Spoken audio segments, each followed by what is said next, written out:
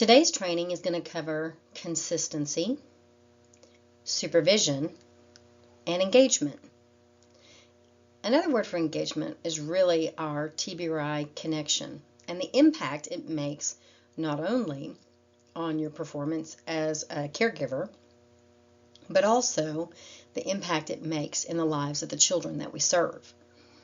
Connection, remember when we talked about it in our TBRI training initially, is the base of our TBRI pyramid. It's the one that gives us the most stability and the largest support. The children and staff really rely on these connections to make a difference and a change in the children that we serve.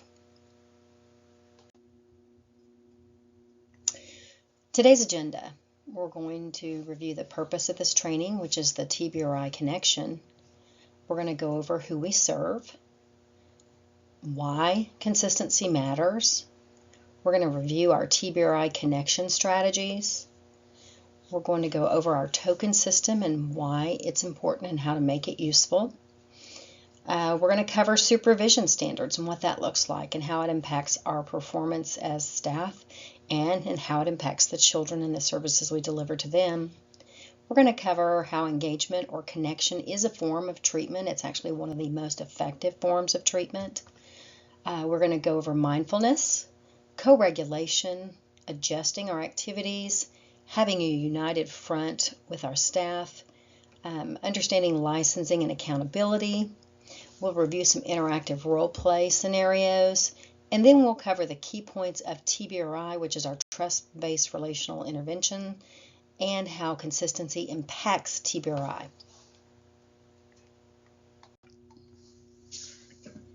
Today, we are focusing on consistency, supervision, and engagement, which is our connection portion of TBRI. These are not preferences. They are treatment tools that we use here in the agency. Everything we do either increases safety or increases anxiety for the youth. There is no neutral. So it's kind of like that all or none philosophy.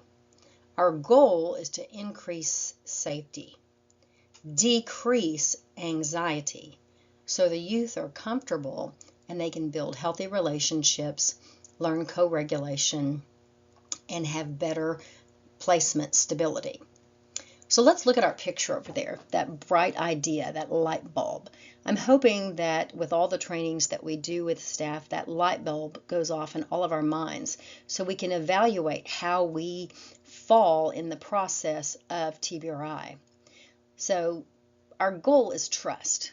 That's our purpose, to be honest. Trust with the children, trust with staff, trust with each other. And so if trust is at the base of our light bulb, how do we get that trust? Well, we get that trust through integrity, through sincerity, through reliability, through consistency, through commitment, and of course through competence. TBRI begins with felt safety. We want our children to have a clean environment, a safe environment, an enriching environment, with nurturing staff who are here to make them feel as though they belong and help them learn to regulate their emotions and their actions, so they can function in society, and so they can function at school and function in a foster home and function here. Consistency creates that felt safety. If we all use TBRI the same way, if we follow the rules of the agency the same way, if we try to make sure that we are all functioning at a very similar pace, that yields consistency, and that creates that sense of felt safety within our children, which helps them heal, which helps them develop and grow and get back on track. The purpose of trust-based relational intervention, or TBRI, is to provide a holistic, evidence-based framework for helping children who have experienced relational trauma. What is relational trauma? It's abuse, neglect, and it can even be the foster care system. It focuses on meeting a child's physical and emotional needs to build secure attachments and improve behavioral self-regulation. So if you're asking yourself, well, how does foster care factor in? Well, when children enter the foster care system, we've got to, close your eyes. And if kind of you close your eyes together here and you kind of picture that you're a little kid and then someone comes to remove you from your home and you get to walk out of your home or out of your school with just your backpack. Sometimes they don't even have their backpack. They don't get their teddy bear. They don't get their dog or cat that they left at home. They don't get their bedroom set, all their toys. They lose their friends. There are so many things that children have to walk away from to enter the foster care system, not to mention the consequences that caused state intervention in the first place, which is physical abuse, neglect, sexual abuse, those kind of things. Plus the impacts, many of our children come from poverty, so they're having those impacts also from poverty, poor parental supervision, lack of structure, no educational support because their parents weren't able to help them with homework and to kind of make sure that they had a well-balanced life with extracurricular activities and all the good things that we want children to have. So TBRI in our environment is going to help us all understand that these kids are walking into our environment from a very hurt place, a very emotionally traumatizing place. And so we have to take that into consideration every time we interact with the youth, whether they've been here for 5 seconds or 5 months. It doesn't matter. We got to remember that these children were hurt and we are trying to help them through this process. So that's important for us to build trust with the children by practicing consistent behaviors with one another.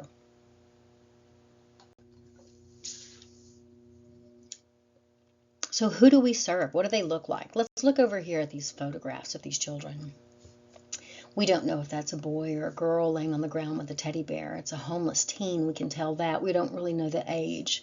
And then we see another homeless teen at the top, and he has been walked out of wherever he was a little bit more prepared because he has a backpack and a hoodie, and we don't know what's in his backpack, so he might seem a little bit more prepared, but his facial expressions definitely say that he's frustrated and lost and alone and seeking. And then our children down below, I'm hoping those are the children of what I would hope are from our facility, the children of foster care. They're smiling, and we don't know the story that came before them in this little picture, but I hope all our children are able to develop those happy faces, those smiling faces of children who feel confident and comfortable and secure, and they're able to get through their trauma and start the healing process. So let's look at that. Our youth have trauma histories. Many have experienced multiple placements, whether they bounced around with their parent through homelessness, or they bounced from parent to grandparent to aunt and uncle and to multiple relatives or kinships, or they went into the foster care system and due to some behavioral issues that they have expressed, they weren't able to maintain that foster home placement. So there's inconsistent caregivers who all work with the children differently and have different roles, different values, different mindsets. They're bringing different things to the table to work with these children, and that inconsistency actually breaks down their ability to feel safe, and it triggers them to go into that fight, flight, freeze mode. And the most challenging thing that we have with kiddos is their broken trust. They don't know who to believe. They don't know what to believe. They just know that people leave them, people kick them out, and people don't want them. So how would you feel if you were, like we did in that earlier slide, where you close your eyes and you reflect that you're the kid that walked out of the home with nothing?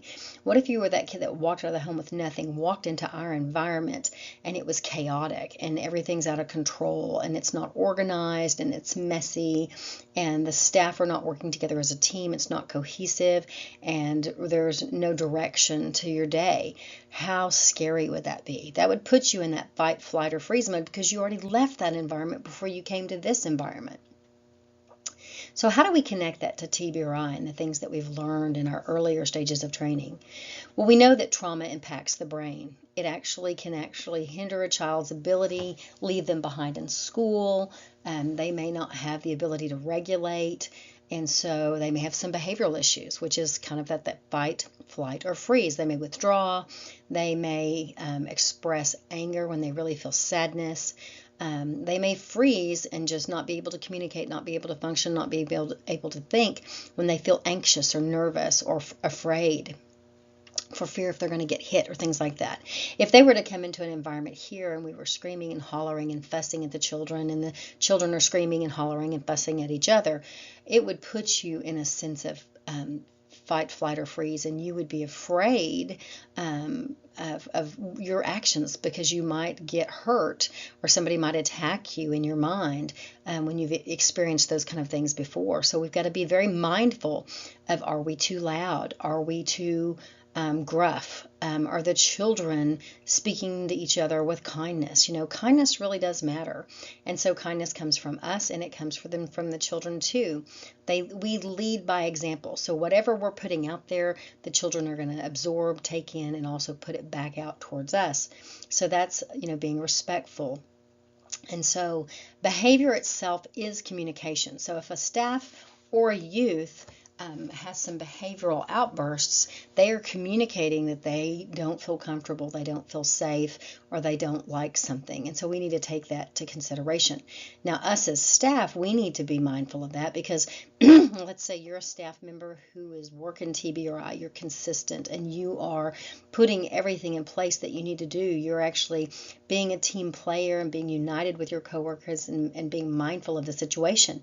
But if you have that one coworker who's not doing that, that's wandering off or not interacting with their group or not redirecting children in a positive way to build that connection, then if you say nothing and do nothing and just allow that person to behave that way, it impacts our whole system, and it impacts the children.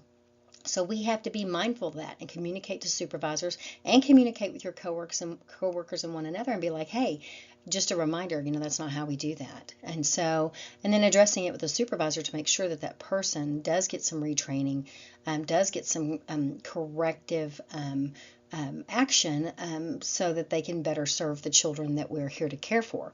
If they can't grasp it, then of course they don't belong in our space, and that's what their behavior is communicating to us. I don't want to be here.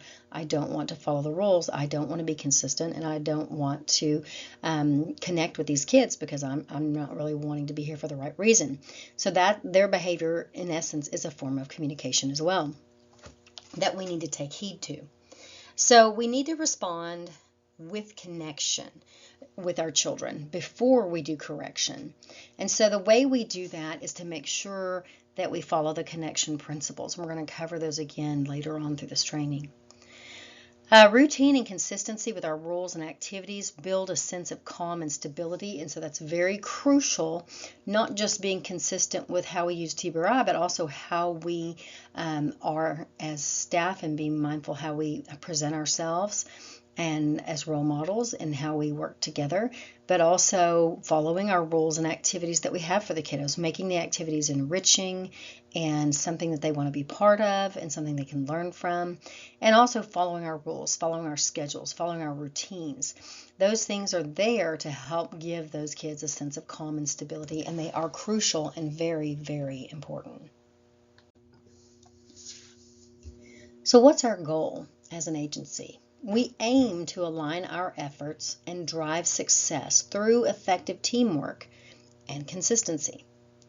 Consistency is a very big word that has a lot of power. People don't realize how important it is. So what is consistency in TBRI? What does that look like? Well, it's connection before correction. Without constant warm and connecting interactions, behavior correction is less effective.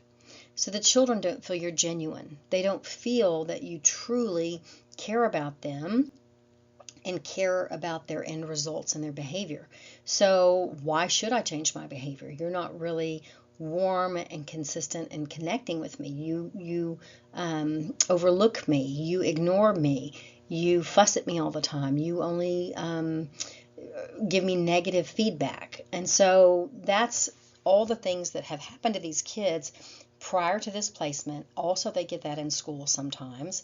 And so if all they get is negative comments and put downs and reminders of their flaws, no one is patient with them, no one is warm and kind and trying to connect with them, trying to build that relationship, then they cannot correct their behavior because they don't have a desire to. That need to change for building relationships isn't there. Also, consistency creates predictability. TBRI, when used consistently, helps children move from fear-driven behaviors to trust-driven behaviors. Being mindful of like, hey, we're going to go from this one activity to another. Like we have an activities calendar here. We have a schedule that we can talk to the kids about. And sometimes kids may not want to reflect on a written schedule. They may want you to know the schedule. So they'll be like, what's going to happen next? What's going to happen next? One child may ask you what's going to happen next all day long. But you need to not be impatient with that. You just need to tell them what's happening next. That's reassuring for them. And eventually they won't ask that question because they'll have that pattern down. Sometimes they'll even ask, who's working next? What's for lunch next? What's for dinner next?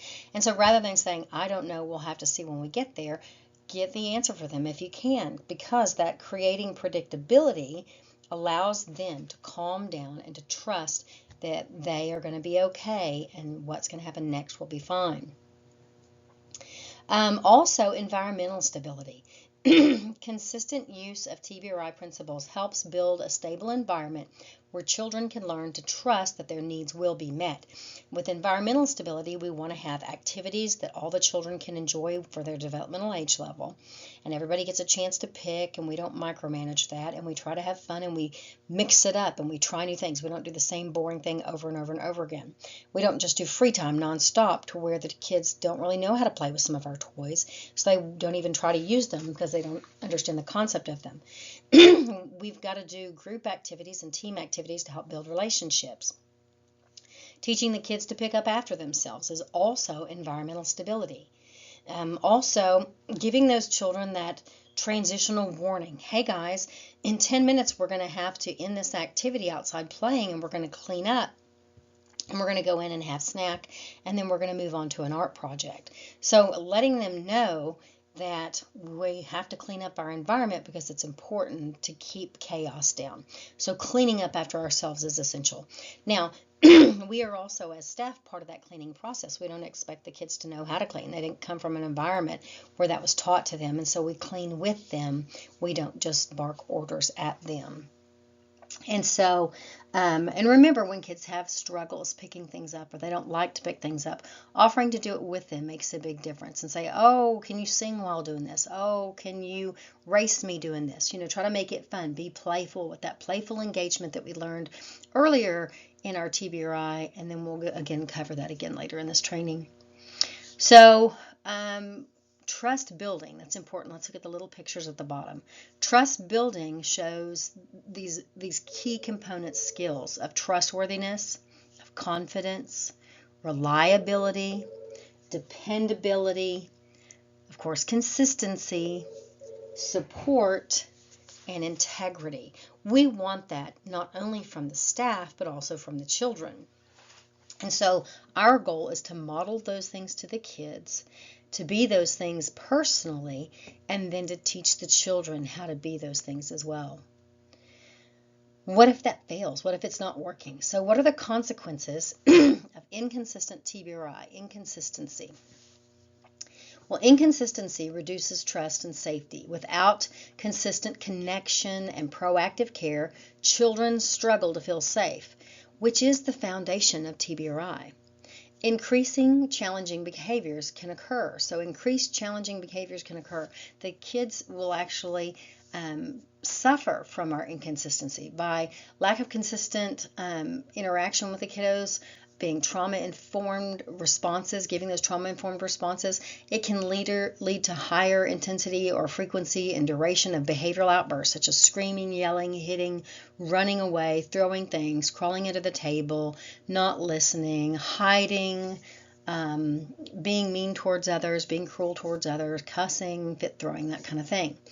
Maladaptive behaviors. Children may continue to rely on survival behaviors such as those outbursts or that withdrawal, that fight or flight, rather than trusting adults to meet their needs. So we often talk about, in that empowerment section of TBRI, are you hungry? Are you thirsty? Did you get enough sleep? How are you feeling? How is your engine? Remember, check your engine. What's your engine like? So if kids are stuck in survival behaviors, then they can't really function. They can't pay attention to you. So we need to make sure it doesn't matter if we eat 3 meals a day and have 3 snacks a day. That child could have not done well during one of those processes. And so we need to own that and honor that and make sure that we meet those needs. Now, we don't go give them a piece of candy. We actually give them something healthy to eat or drink. And we also have to be mindful of drinking enough water to stay hydrated so we can not be have brain fog, and so we will have hydration so we can think clearly, so our bodies work well, because water is almost fuel for our bodies, just like food is fuel for our bodies. Sleep is rebuilding our bodies. So those things are very, very important that we get all those needs met.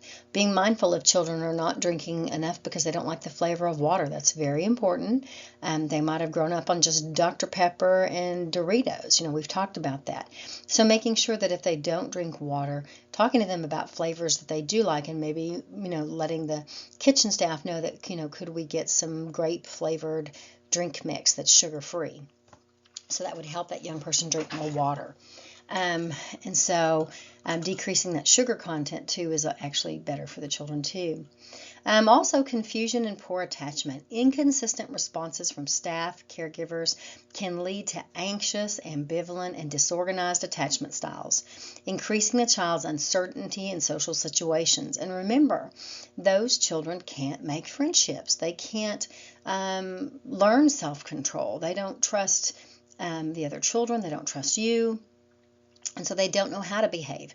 That's why we take that time to co-regulate and be mindful of our own personal backgrounds and be mindful of our own current emotions, and then trying to take that to that next level and build those attachments, decrease that confusion by using our calming centers, by using our choices rather than demands. Being able to make a compromise when it's necessary for the child, and also trying to emulate and show them those breathing techniques or walking techniques or the calming center techniques to help them regain focus. And that's important to do in any social setting. Even if we're out in the yard where we don't have access to our calming centers, we got to think, how can we apply some of the calming center techniques to the playground, to the store if we go to the store, to the movies if we go to the movies. We're constantly have to think in terms of how can I help this child co-regulate, and so they can learn to self-regulate on their own. Slowed progress. When TBRI is not treated as a habitual framework, it can actually fail to create lasting changes in attachments, security, and emotional regulation. So then we fail the children. We fail to help them learn to regulate and build stability and placement. And my whole concept of why do we do TBRI and why do we do it together as a team and why are we mindful of ourselves and our coworkers is because it makes the job easier. That's the goal of everyone. Wouldn't you love to go to work and it be fun and enjoyable and the kids are happy and your whole shift runs smooth, and you might have a little hiccup here and there, but for the most part everything runs smooth and the children are growing, emotionally growing, mentally growing, physically, and building healthy, trusting connections. That's awesome.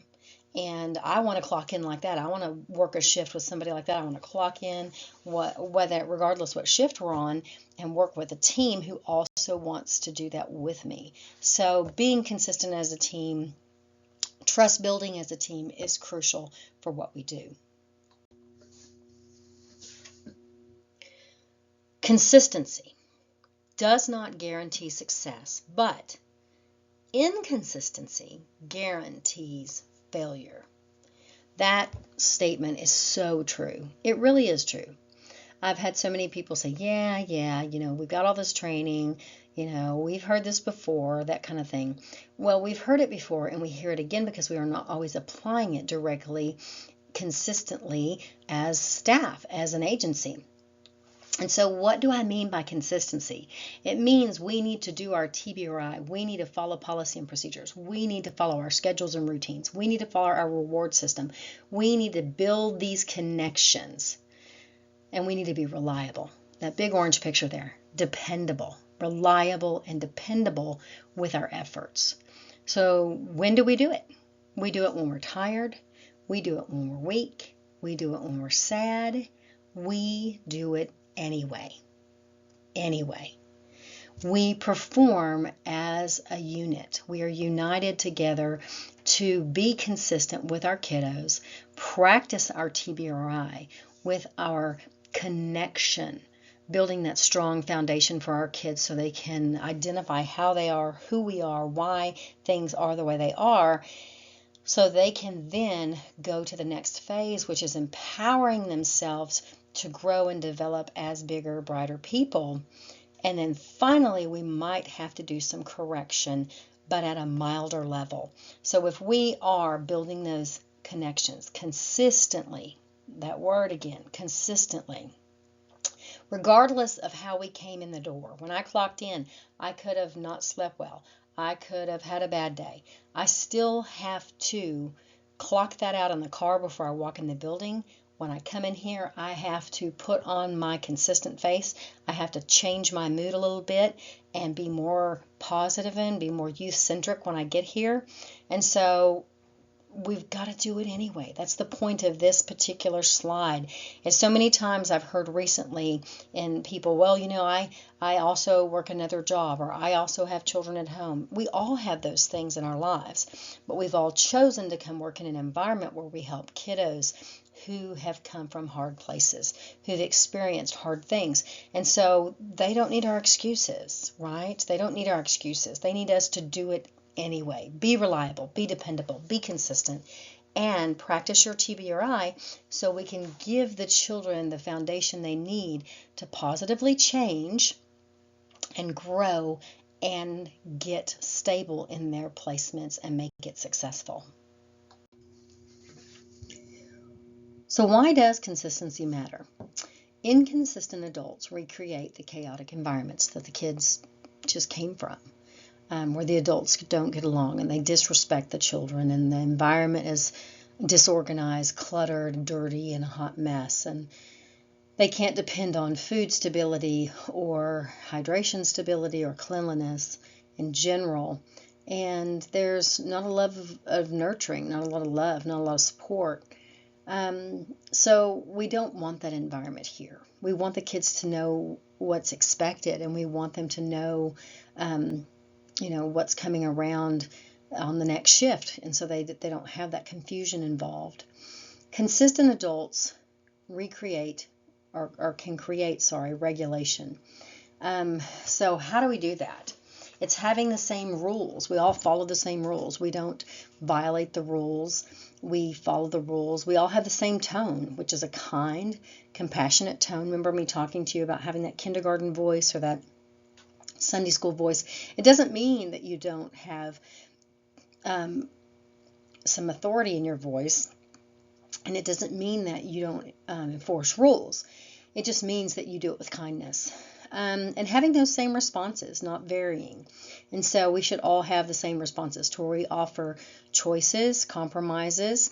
We offer the opportunity for some redos, some time-ins, using the common centers together, teaching the children how to breathe and self-regulate. All those same responses are what we're looking for here.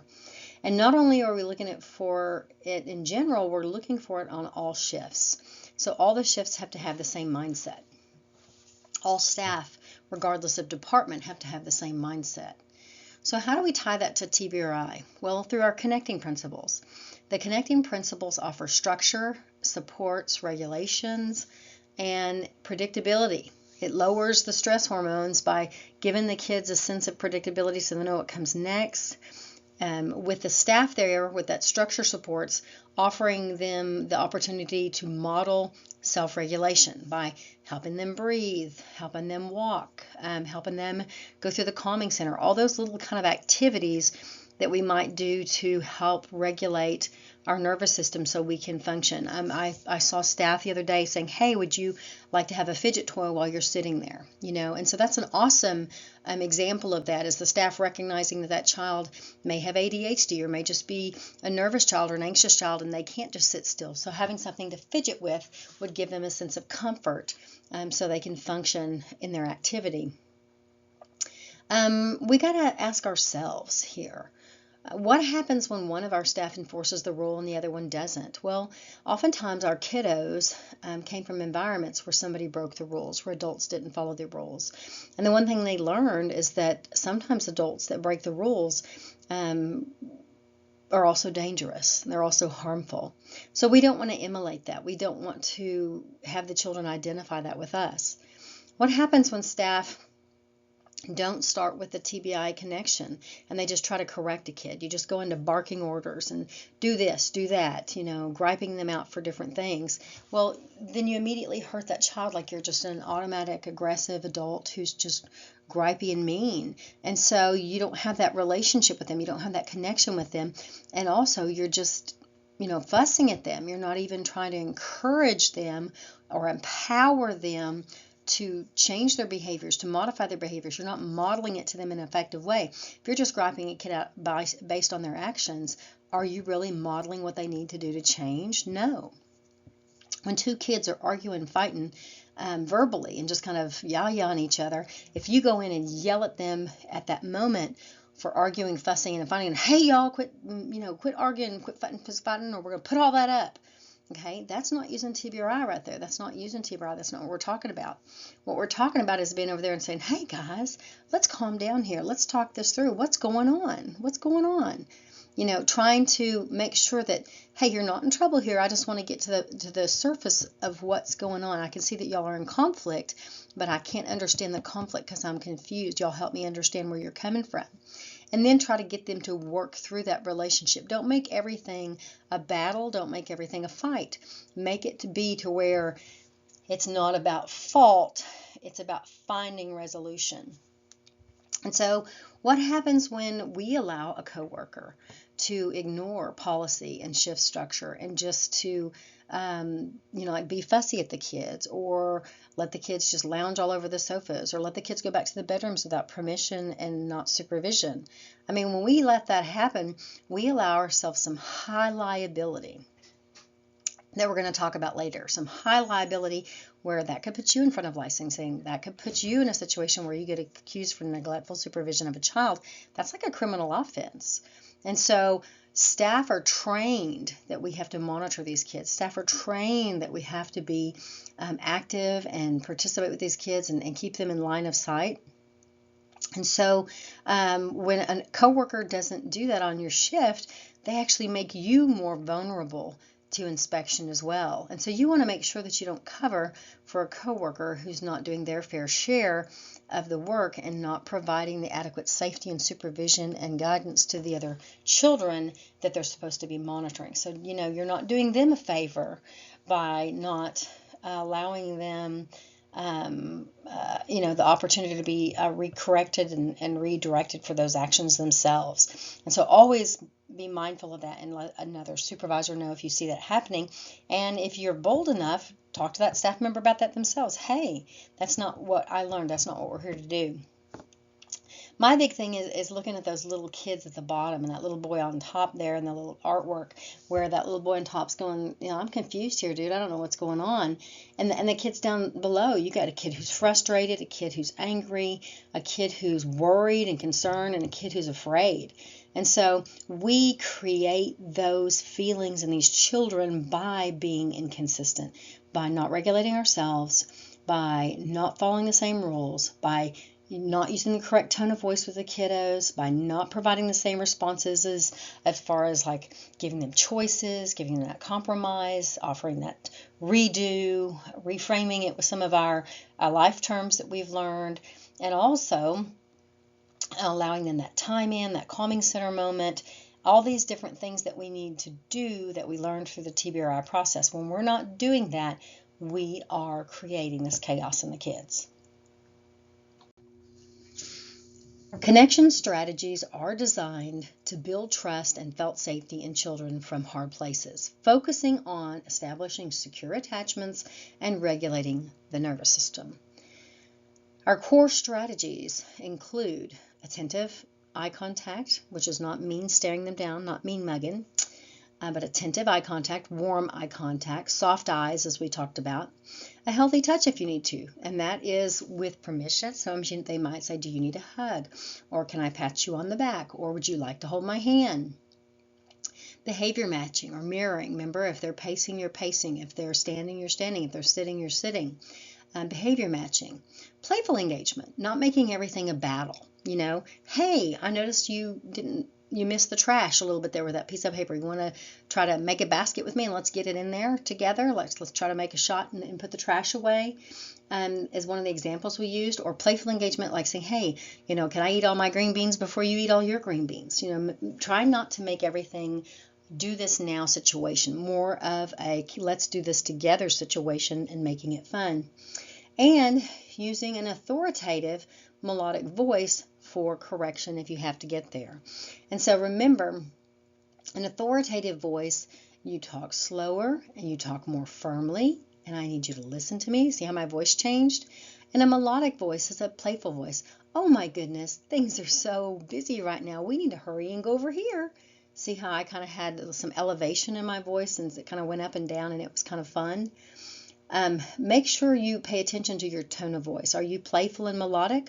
Are you authoritative and firm but still kind? You don't have vicious eyes or a very curt face. And when you're authoritative, you're giving quick, proactive, simple things that you need them to change, and you're doing it without screaming, hollering, yelling, or condemning. And so our core TBRI connection strategies are, again, let's go over that. Behavior matching, mirroring a child's posture or activity to foster felt safety, such as sitting on the floor with them instead of standing over them and hovering them. Valuing eye contact. Okay, let's go over that word again. Valuing eye contact.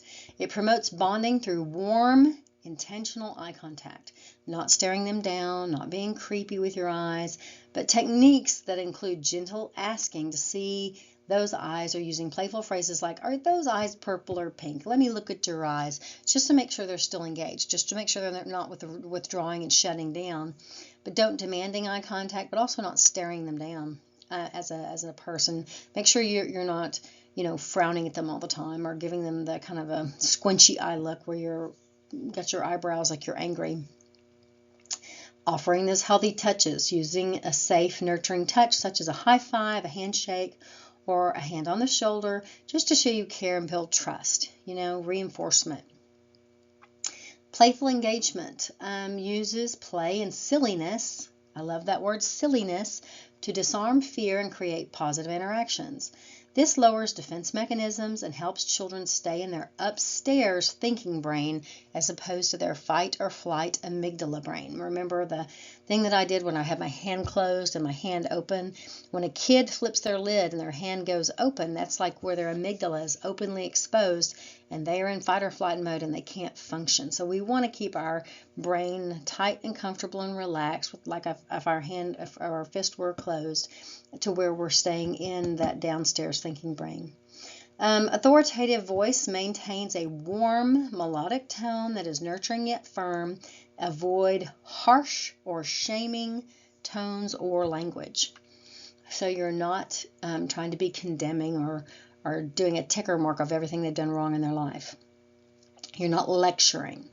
Choices and compromises. Remember, we always provide 2 choices. Everybody holds your hand up with a peace symbol. You've got choice number 1 and choice number 2, and we offer a compromise if they don't like either one of those choices, but a compromise that is reasonable and attainable, and we both agree to it. So it provides a sense of control to the child by offering those choices. Do you want to put on your shoes first or your coat first? Does it really matter? No. We don't want to be such a control freak that everything becomes that you have to do this or that. We need to pick our battles, and that's just not a battle that we want to fight over. Something as simple as what you put on first. Components of connection. So what does that look like? A big one is mindful awareness. Caregivers are aware of their own mental and emotional state, and they are attentive to the child's needs and in the environment. So you are mindful of how you got here. So you came in the door, and what kind of night did you have last night? That kind of thing. What kind of day did you have before you got to work? Did you sleep enough? Did you eat enough? Did you fight with your loved one? What happened before you got here? And you got to be able to put some of those things in a different compartment. Compartmentalize your emotions so you don't bring that to the children here, because it's not about you, it's about them. Also, then taking that to the next level and making sure that you're mindful of the environment that we have here in the building. Are your coworkers self-regulated on shift? Are the children self-regulated on shift, or is somebody in a high mood because they went to visitation and their parent didn't show up? Now everything is chaos, Or we just had some kids discharge unexpectedly, and the kids really anticipated that, so they're all kind of devastated the other kids left. There's a lot of different things that play into that. Engagement is actively using the strategies above, all the things we've talked about, to build relationships. So engagement is how you reach out to that child emotionally, physically, mentally, and proactively to engage in a healthy relationship so you can help them work on their selves in the environment that we're in. Using a time in instead of isolation. We don't do timeouts here. So a time in is, hey, come over here and sit by me, and let's just try to sit here together and calm down. I can talk to you, or I don't have to talk to you. It's your choice. You can tell me whether you want me to be quiet and we'll talk when you're ready, or we can talk right now. But you be the judge of when you want to discuss the situation, and we're going to resolve it together as a team, you and me, that kind of thing. When to use proactive strategies. Used during calm times to build trust and teach expected behavior. So letting kids know ahead of time, hey, we're going to go from doing crafts inside to going to the restroom break, and then we're going to go outside and play. And when we're outside, you're going to say, hey guys, in 10 minutes we're going to have to pick up. We're going to go inside, we're going to wash our hands and get a drink, and then we're going to move on to another activity, whether it be a meal time or whether it's going to be like a group time or craft time or whatever we're going to move into next. We're going to inform them ahead of time. That's being proactive. Also being proactive means even simple things like being aware of the weather, being aware of circumstantial changes because it's a holiday and that's going to impact our schedule. And we got to warn the kids, hey, normally we do go outside and play at a certain time, but today we're going to a party. And so kids can actually be stressed out because we're going to a party instead of doing what we normally do. So making sure that we are proactive and letting them know what's going on. Also, being mindful to use our responsive strategies. These are used during high stress moments to bring safety, such as using redos with the kiddos. Hey, could we redo this again? Like, especially, when a kid, can you hand this to so-and-so, it's their turn, and if they throw it on the ground, you can be, hey, hold on just a minute, can we redo that? And let's redo that with a little bit more kindness, okay? And I appreciate that. And thank you for doing that with kindness, and thank you, honoring them for when they make those redos effective and they do redo them with respect. TBRI principles emphasize that connection is the foundational portion of TBRI, with roughly 90% of the interactions focused on connecting and empowering. So 90% of our pyramid is on connection and empowerment of the youth, and only 10% of our time should be spent on correcting a kid. Only 10% of our time should be correcting a kid, because we should have built that rapport and modeled appropriate behavior and had them work through that process with us as opposed to having to get on to them. And so that's the key element there. Now let's go over the token system and our earned rewards or outings. How do we get those? Well, with the token system, we get 1 token per shift. That's the only thing we get per shift. There's 3 shifts in a day, so that would equal 3 tokens per day times 7 days in a week would equal 21 total tokens for the week. And so why are we doing this? Well, we're teaching children that they can set a goal for themselves, which is like an item from the store. Within that goal, they can establish what they need to do to achieve that and how much things cost. So we're actually teaching them budgeting. We're teaching them to be resourceful and to compare the cost value of one toy to another, and to teach them that if they function, they get rewards such as the tokens. And so just functioning. So what do they need to do to get a token? They just need to function. They need to, that doesn't mean they're perfect. That doesn't mean they don't get redirected. It doesn't mean that you're not having to talk to them and getting them to alter their behavior. It doesn't mean that you take it away because they got a time in. Okay? And in order for you to lose your token, you're going to have to do something more out of line, such as hitting or violence, throwing things to hurt people, things along those lines. Sometimes it could be something severe like refusing to get on the van, so we're going to be late for missing appointments for everybody, and so that can be a problem to where you could actually, after you've talked to them about it, if they don't correct those actions, then that can actually be a consequence for a loss of a token. But you don't want to just take the token away real quickly. That's not your goal. Your goal is to teach through reinforcement to change their behaviors so they can do better. But again, we're not going to excuse things that are not safe. So let's go over our reinforcement. We don't add criteria to get a token or to go to the token store. So like you can't say, because you're being mouthy today, you can't go to the token store. Well, mouthy is not necessarily an end of the world. It's not fun for us, but they're probably being mouthy because their behavior itself is saying something. Remember, behavior is a form of communication. So if they are bored, or if they are not stimulated enough, or if they are stressed, they're going to misbehave. And so that falls on us to correct those behaviors prior to them losing a token. And so we don't want to try to raise the bar higher and say, well, you can't have any time ins today. If you have a time in today, or if I have to verbally redirect you today, or to tell you to do a redo, you're not going to get a token. No, that's not what we're saying. They're going to have those things happen anyway. That's going to be just a given. That's going to happen anyway. What I'm saying is you're going to set that bar where it needs to be and say, today we're not going to hit. So if we don't hit today, or we don't throw objects at other people, we're going to get a token today. We're going to do that.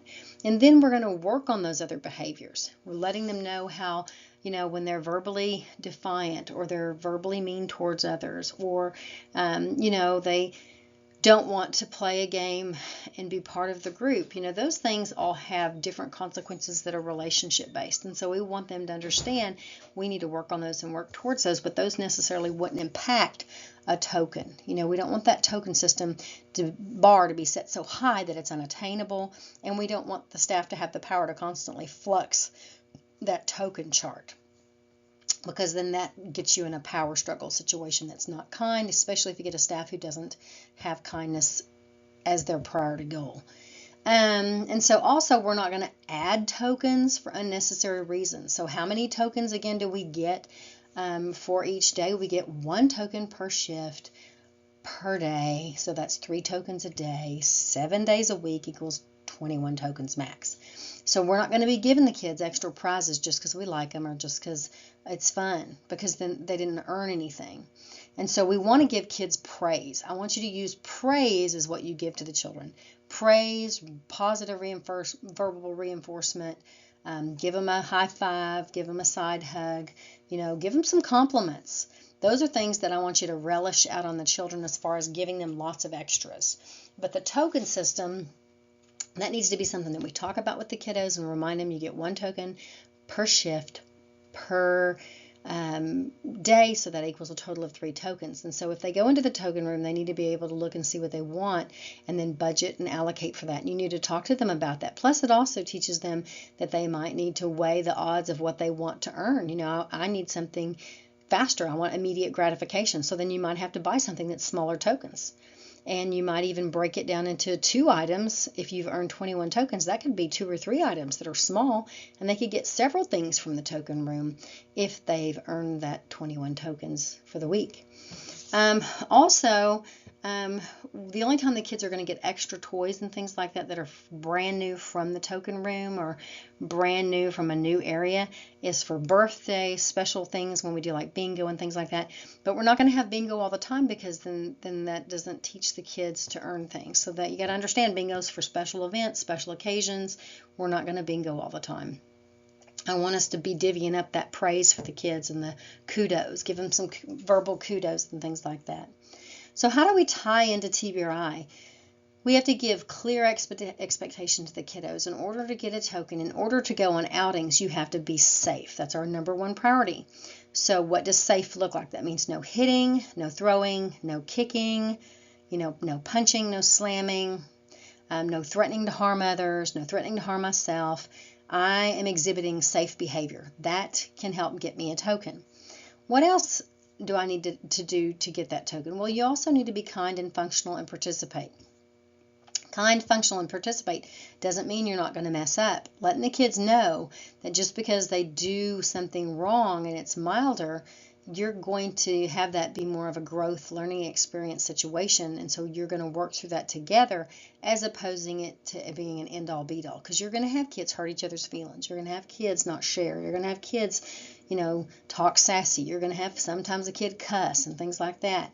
And so you're going to work with them through that process and help them work around that. So that's not something that necessarily is going to hinder a token. Now, it could if they just had a horrible day all day long and they were just mean to everybody and wouldn't rectify it and were constantly calling everybody names and constantly being a bully and those kind of things. If those things were constant and ongoing and not ending it, and you could show me and the other supervisors that you tried to work through that process with them and the kid just wasn't responding, and you did all the other steps as far as TBRI was concerned to kind of work them through that problem, and they didn't respond, then they could lose a token that day for that reason.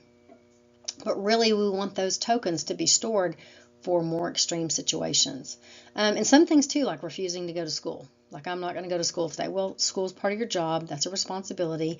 You could actually lose your token for not being responsible and going to class. And so that could impact them. And so we want to have clear expectations to reduce their anxiety. And we want to have consistent reinforcement to build self-regulation. Again, don't expect them to be perfect. Set the bar low in the beginning and let's work our way up. And so we want them to change their verbiage. In the past, I used as an example of how I had some kids that were talking inappropriate and kind of calling each other bad names and things like that, and sometimes cussing. And so the female staff that were frustrated with these boys for doing that, treated the boys a little bit differently than they treated the girls, and I could see that. And the boys could also feel that and see that themselves. And so the female staff wanted to kind of leave them out of an outing and take the girls on an outing and leave the boys behind based on these behaviors. And so I visited with everyone, had a house meeting, found out what behaviors were not acceptable, which was, kind of some inappropriate kind of water cooler conversations that were about, silly things that sometimes boys want to talk about, like farting and things like that. And so anyway, I said, we're not going to do these behaviors. And if we don't do these behaviors and don't do these cussing behaviors, then you can go on the outing. Well, the boys decided at that point that they were going to make up new words for that were non-offensive, that were kind of like a secret code language. And so they might say something like reindeer sleigh, for instance, or something silly like that, or, pink pickle or something like that. So anyway, purple blue bunny or something, something silly. So anyway, when they did that, the female staff were talking to me and the girls were talking, and they were like, well, we still don't think they should go because, they just substituted those words for these words. And so I know that that's what they meant, and so they shouldn't be allowed to go. So then I visited with the boys about that, and I said, is really, in all honesty, are these what those words meant?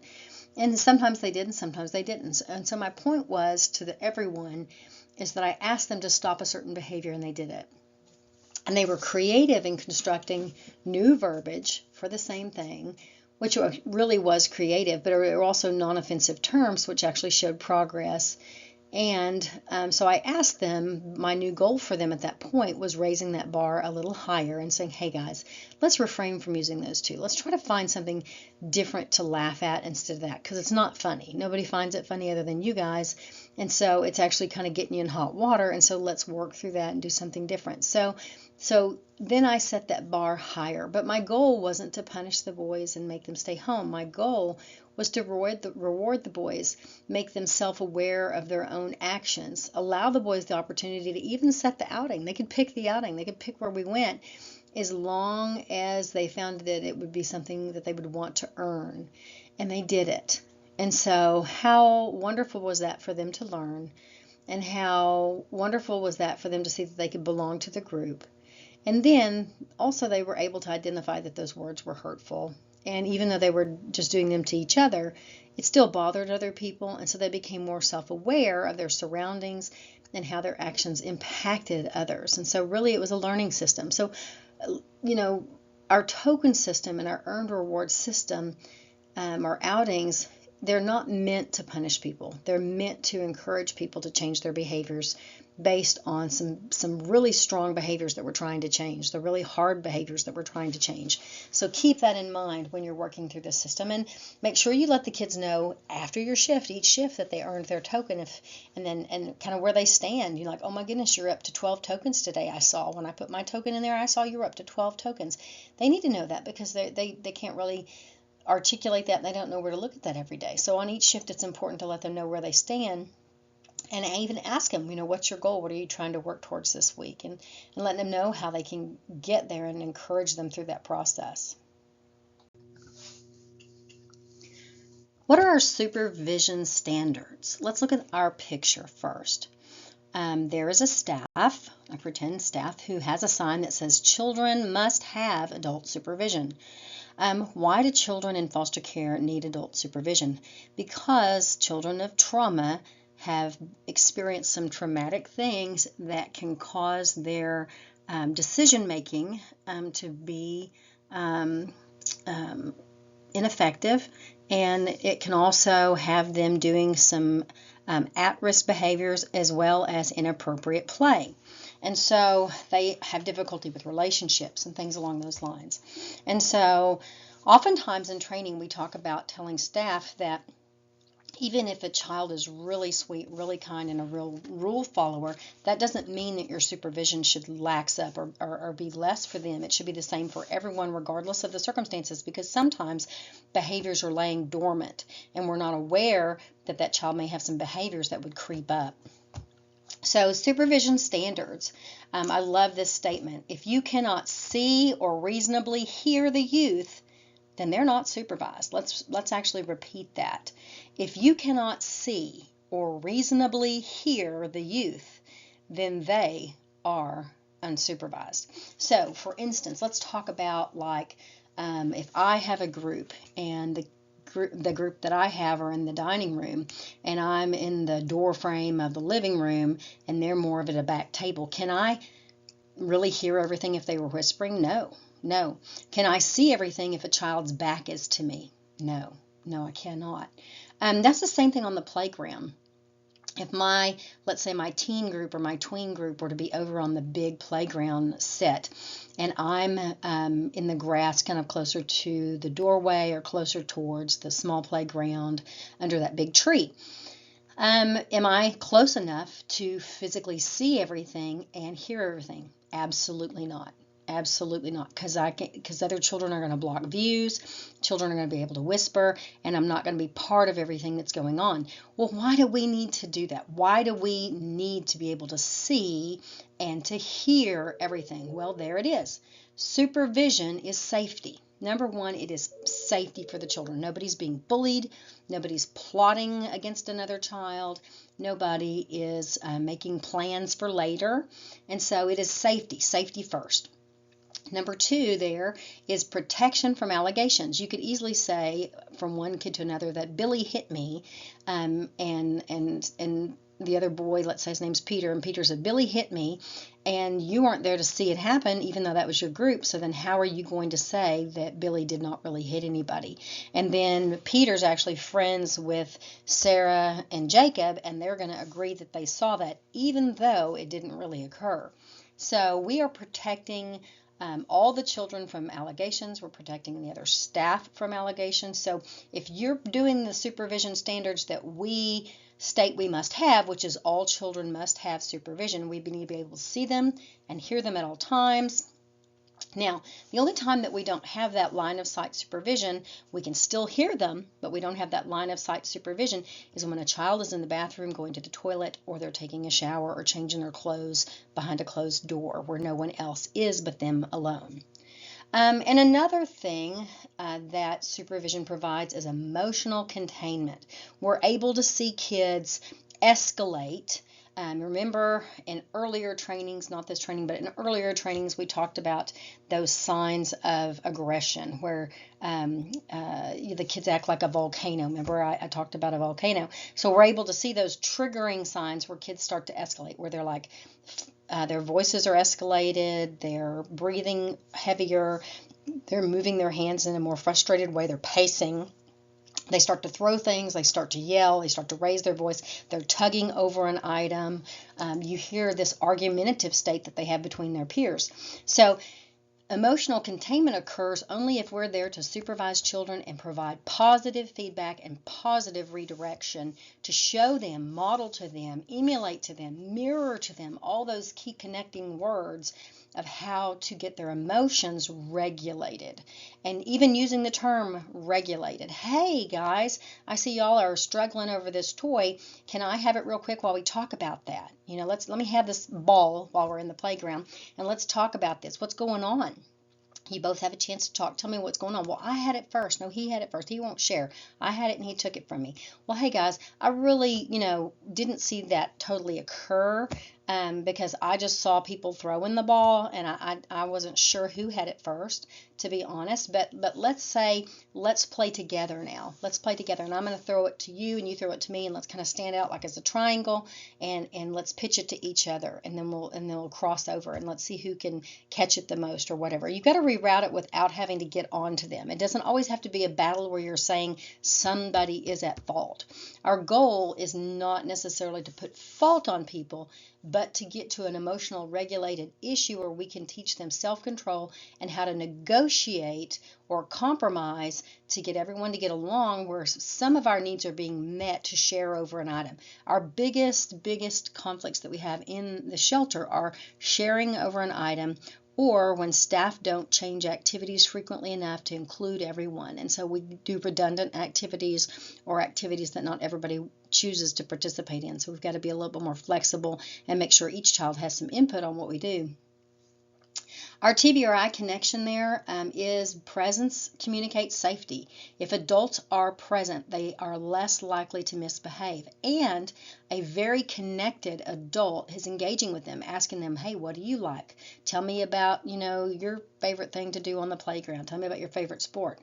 If we isolate a youth, it can actually trigger abandonment wounds and make them act out. That's why we need to make sure that isolation is not occurring. That's why we don't do time out, and that's why we don't send kids to their room, and that's why we don't make sure that, or that's why we do make sure, not the other, that's why we do make sure that children are included in activities. So if a couple of kids are throwing a ball and another child keeps saying, hey, I want to play, I want to play, I want to play, and they're not allowing that kid to play, you should be there to step in and say, here, let me throw a ball to you. Let me throw a ball to you. Hey, guys, let's cross the ball. Let's cross the ball. I'll throw to you, you throw to him, and let's make it more involved. So that way you're actually manipulating the situation to encourage the other kids to play with this child that's being left out, rather than getting on to them for leaving the kids out. So that's what we call that playful engagement stage of TBRI, that connection. You're being a responsible leader, providing that supervision, overlooking the problem, and making sure that it's inclusive, that it is safe, and we are protecting everyone on the property at all times.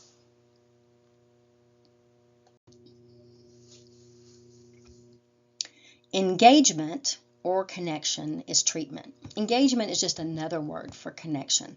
I use the word engagement because sometimes people can't grasp the word connection, and it is an actual form of treatment. I've often said in trainings, healing is in the relationship. If you don't have a relationship with the child, they know you don't like them. They know you're uncomfortable to them. They know you're not bonded to them. So if you are truthfully engaged or connected to a youth in a positive, healthy way, that in and of itself is treatment. It helps the youth. You are not just caregivers. You are actually co-regulators. You are modeling co-regulation. You are teaching the children how to regulate their emotional system, their nervous system, their behavioral systems, and letting them know, hey, I get frustrated too, and when I get mad, I hold my breath. So I have to practice breathing techniques to co-regulate. Let's look over here at this poster, ways to co-regulate. This is how we would talk to kiddos. You know, man, I get frustrated, and when I get really, really frustrated, I sometimes count to 10 really slowly. I don't go 1, 2, 3, 4, 5, 6, 7, 8, 9, 10. I don't do that. I have to go 1 and then take a breath, and then 2, and then take another breath, and then 3. Same thing, and then you can ask them, hey, breathe with me, breathe with me. Sometimes, especially with our littles, you can put your hands out flat, and then you can say, hey, I want you to squeeze my hands, squeeze my hands. And so you better be careful saying that one because they might squeeze you really, really hard. That's why we don't do that with bigger kids because they could really hurt you. If you know you've got a singer in the group, sometimes you can say, hey, let's sing a calm song. Think of a song that they like that's relaxing. Ask them about that. And then even if you can't carry a tune, try your best to carry a tune with them and sing a calming song. Also, you can ask a young person, hey, I see that you're struggling here. Why don't you come over here and sit beside me? Now, really, sit beside me is the same thing as a time in, but we're not saying the words time in right now. We're just saying, hey, why don't you sit beside me? If they get a little bit more emotional, and they're really, frustrated and kind of trying to harp on a subject or stay obsessed about a subject, then you might say, hey, let's do a time in, because we've explained to them. We need to explain to them as they're here through our TBRI processes what a time in is. They've gotten a behavior chart when they first got here that talks about time in, and it's something that we go over with them. So time in is something that we do when we know we're about to have a meltdown. And it's not a form of punishment. It's not something that they're in trouble for. Time in is not a punishment. They're not in trouble for it. It's just a way for them to co-regulate until they can self-regulate. Look at the little adult man there with the glasses. He says, hey, show me a calm face. But you got to make sure that when you say show me a calm face, your face is also calm. And then listen to my voice. Hey, show me a calm face versus show me a calm face. And so you can't have a tone of voice that doesn't match the action that you are asking them to do. So you want to have that soothing, softer voice. Now with littles, you might rock together side by side. Sometimes kids, especially children with neurodivergent issues or sensory issues, they may be rockers where they rock a little bit. You know what? If we were to mirror behavior with them, we don't want to out-rock them and out-move them, but you could kind of sway a little bit with them. And then sometimes you can say, hey, do you need a hug? And then say, you know what, I give good bear hugs. Now, that doesn't mean we're going to squeeze them really, really hard. And notice that person who's hugging the child is doing a side hug. And so you're doing a side hug, and you're going to just do a soft hug with just a little pat on the back maybe, or a pat on the shoulder. And so you do that. And then sometimes you might want to teach kids about emotional resistance. And that's almost like the game London Bridge. If you ever played that when you were little kids, where I put my hands out flat and you put your hands out flat and you push your hands against me. Now, myself as a staff, I'm much bigger than a kid. So I'm actually not going to put in a lot of resistance. But I want to do it where the kid can't really push me over. So, and then I'm going to say, now I'm going to let go a little bit of my resistance, and so you can push my hands a little bit more and show them that they can move my hands through resistance training and let them ease into that pattern of behavior. Also just communicating to them, hey, you're safe. I'm here for you. I'm here to talk to you. I'm here to listen to you. I'm here to make sure that, your needs are met. Are you hungry? Are you thirsty? Are you tired? Do we need to take a break from this activity? Are you bored? If a child says, yeah, I'm bored, that means, hey, let's plan another activity. Can you help me plan the next activity? Oftentimes, children who are fidgety and bored with something, and let's say y'all just are outside playing in the playground loosely with no structure, that can get boring for kids who need structure. That's not a very structured activity. Free time in the living room and free time in the gym and free time in the playground, although are fun, we should limit free play to about 30 minutes and then have 30 minutes of a structured activity, because some kids do not do well with free time, and that's when they get to where they're bothering their peers. On mirror movements, we saw that in some of our TBRI videos, where it's, again, you're putting one hand in front of the other, and then you're kind of pretending like you're a mirror. So if I move my hand to the left in a circle, they move their hand with me. And sometimes mirroring behaviors is a way to co-regulate. Sometimes it's good to whisper something kind, like, "You're an awesome person. Hey, I know you got this. I'm sorry you're having a bad day," but doing it in a kind whisper voice. And then matching my breathing. So if they're breathing really, really heavy and fast because they're frustrated, I may say, "Hey, I need you to match my breathing. Watch how I breathe. And I want you to slow your breathing down so they can slow their breathing down." And don't do it to where you're taking deep, monster, big breaths, because then you're going to make them hyperventilate, and that's not good. So just take some moderate size, easy, slow breaths. Breathe in through your nose, out through your mouth, and get them to do that with you.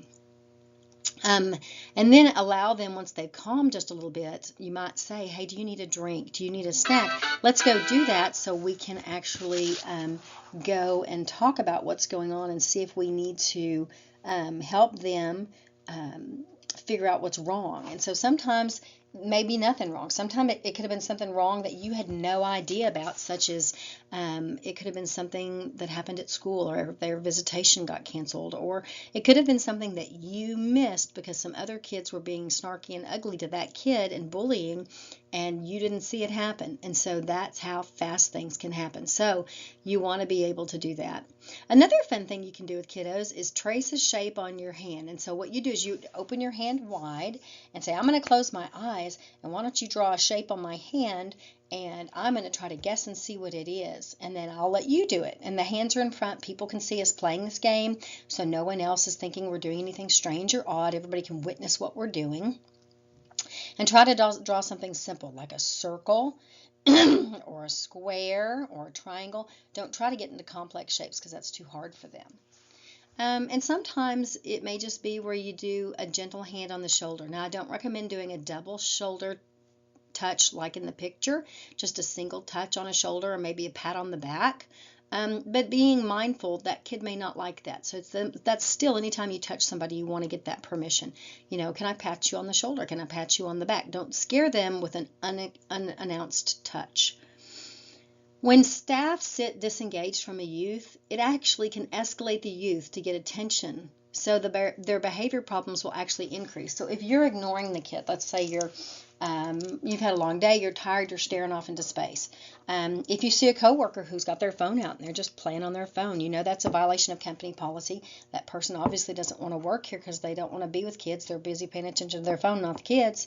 So we need to be aware of that. And so we don't ever want to have our children feel ignored or feel invisible or feel as though they're not wanted. So youth will escalate to get attention, and behavior issues that are poor will increase to get your attention if you're disengaged. Also, if you have a child who's neurodivergent, a little bit difficult, maybe some ADHD going on, a little harder to bond with because they're a little disruptive, and you're constantly praising another child, if you don't ever give that child praise and if you don't ever give that child kindness, then their behavior will actually get worse. And it's because you don't take the time to do anything with them and make them feel important, special, and individualized. And so it's important that we give them those opportunities. Our TBRI connecting principles talk specifically about eye contact, making sure that our eye contact is soft and subtle and not stern or don't have a frowny face on. Remember to be playful. Keep your voice melodic. Keep that voice melodic and playful, not sarcastic, not snarky, not to where you would embarrass the child in any way. Also, it's important to have those shared activities. Talk about sharing and the importance of taking turns. Everything is a lesson. Everything is a lesson. And so making sure that everybody has a leadership opportunity to lead in an activity, to pick an activity, to help pick up, help put out, and set up the event and help pick it back up. And so make sure that all the kids are part of the process of cleanup time, setup time, and being able to choose their activity. And mindfulness of yourself. How did you come to work today? Did you get enough sleep? Did you eat well? Are you sick? Did you experience something that would make you be in a bad mood or make you sad? Be mindful of that and let a kid know, hey, I'm kind of, my engine's not running in green right now. Remember, we talk about our engines, our checked engines. I'm running in the blue because I'm sad, or I'm running in the blue because I'm tired. I need to get to the green. Can y'all help me? Let's work on something fun to get me into the green. And so you have to be mindful of yourself and get your engine back into the green. We talked to the kids about keeping their engine out of the red, keeping their engines out of the blue, and staying in the green so we can do activities productively with one another. It's the same thing for staff. Mindfulness is not only being mindful about how we came in, but also being mindful about how the children are today, what they're experiencing today. Is anything go on with them personally today at work, at school, at the office, visitation, all the different things that it could have happened. You need to know those things so you're mindful if that child's experiencing some kind of additional emotional trauma today. In addition to that, sometimes it can be mindful of when other kids come in or other kids leave. That also makes children have some adjustment issues when they see some of their friends get to leave before them. It makes them sad, and so you're dealing with the grief of other people leaving that you've bonded with and that you've connected with. Another thing with mindfulness is being aware of our basic human needs, which is that whole empowerment section of TBRI, which is, are you thirsty? Are you hungry? Do you need to go to the restroom? Do you need a mild snack? Did you get enough sleep? Being mindful of all those important things that help us function as human beings. And the biggest one of all is you've got to have a connection before you correct these kids, because if all you're doing is correction with the kid and you're just harping on them for everything they did wrong and trying to just regulate them without co-regulating with them, then there is no connection there. You're just bossing and barking orders at them. Our children are not in the military. Our children are not in a correctional institution. This is a facility. This is a GRO. And so we want them to feel like they are valued and they're appreciated, and we want to treat them as victims who came from a traumatic experience, and they need to have that opportunity to feel like a survivor. And so that is important.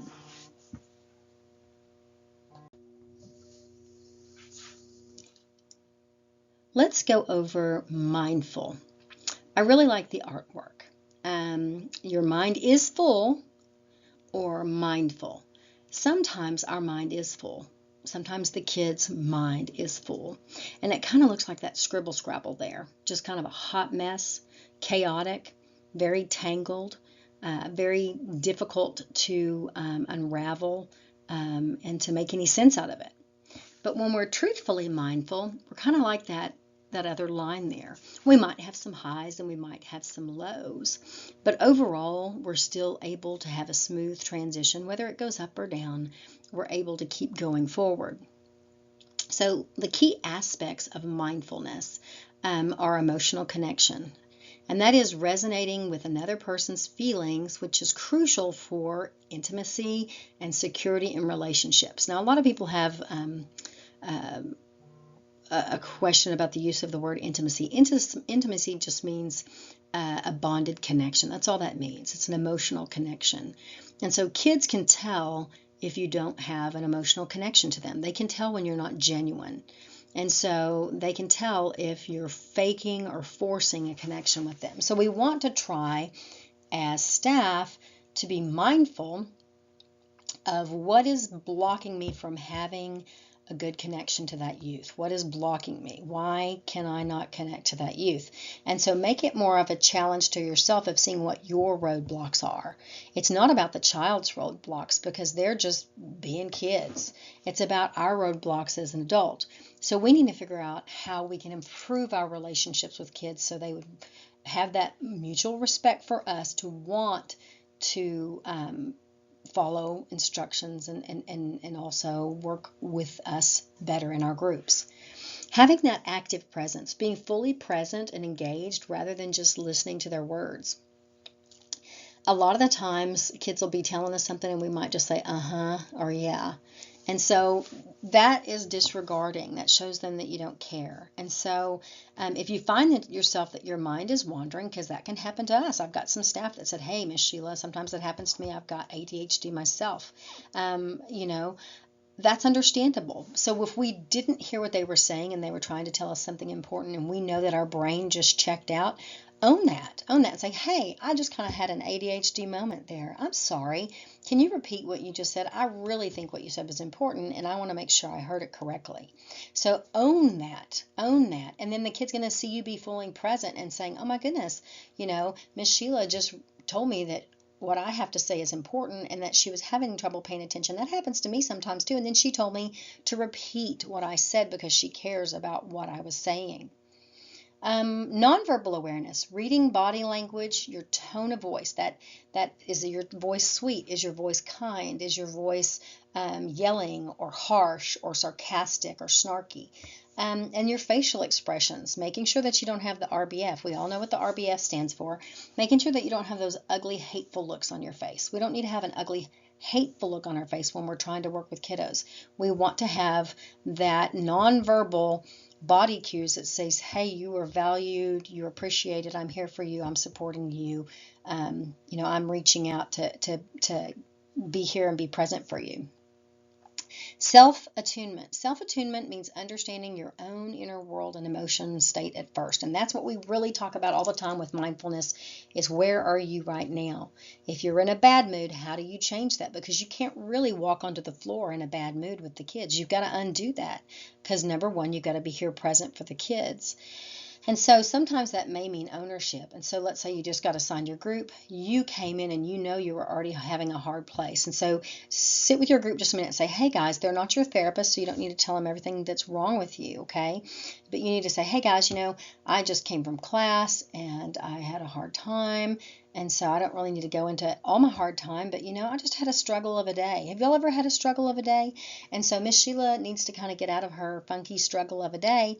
And so right now my check engine is on red because I'm really stressed, or my check engine is on blue because I'm really sad because I've had a bad day. And so can y'all help me think of something fun to do with part of our first activities that we were going to do outside, or we're going to do inside playing a game if the weather's bad or whatever, and say, can y'all help me think of something that might perk up my mood, and we can all perk up our moods together. Has anybody else had an idea to share about that? And so owning that with the kiddos and owning that with your coworkers and just say, hey, I'm in a weird headspace, but I'm going to pull out of it. But you got to really give yourself about 5 to 10 to 15 minutes to pull out of it, because that's part of our responsibilities as staff is to put the children first. So that means you really got to figure out a way to compartmentalize some of those things in your life and put it away so you can work and focus on the children. So we often have to do that. It's a challenge, and it's hard for us to do that as individuals, but we have to do that since we work with people. Now that we've gone over mindfulness, let's go in depth on co-regulation. Co-regulation integrates 3 key types of support that actually go along with TBRI. Number 1 is providing warm, responsive relationships.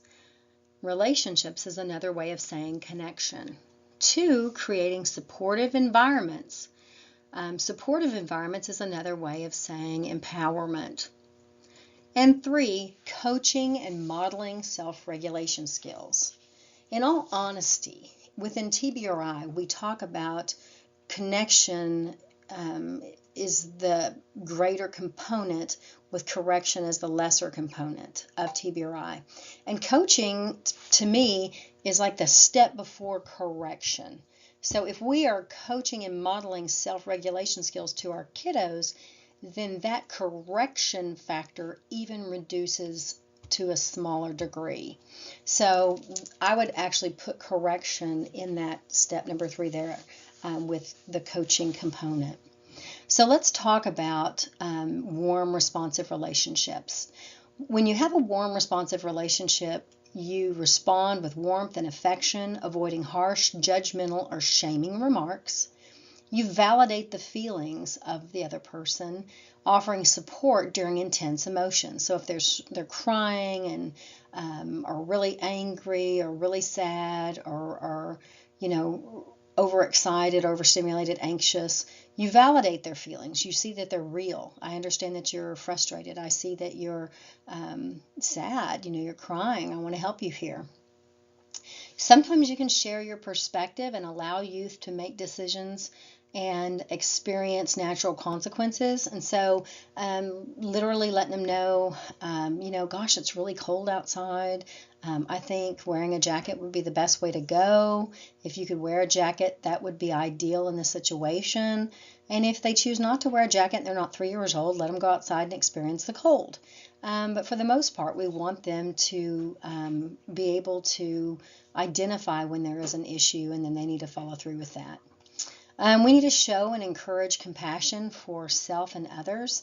That means, a lot of people actually belittle themselves or downgrade themselves. And so we don't want children to see us do that for ourselves. We want to see them know that we want to lift ourselves up as well as we want to lift our coworkers up, and we want to lift the children up. So we want to be encouraging not only of ourselves, but of our coworkers and of our children here in the agency.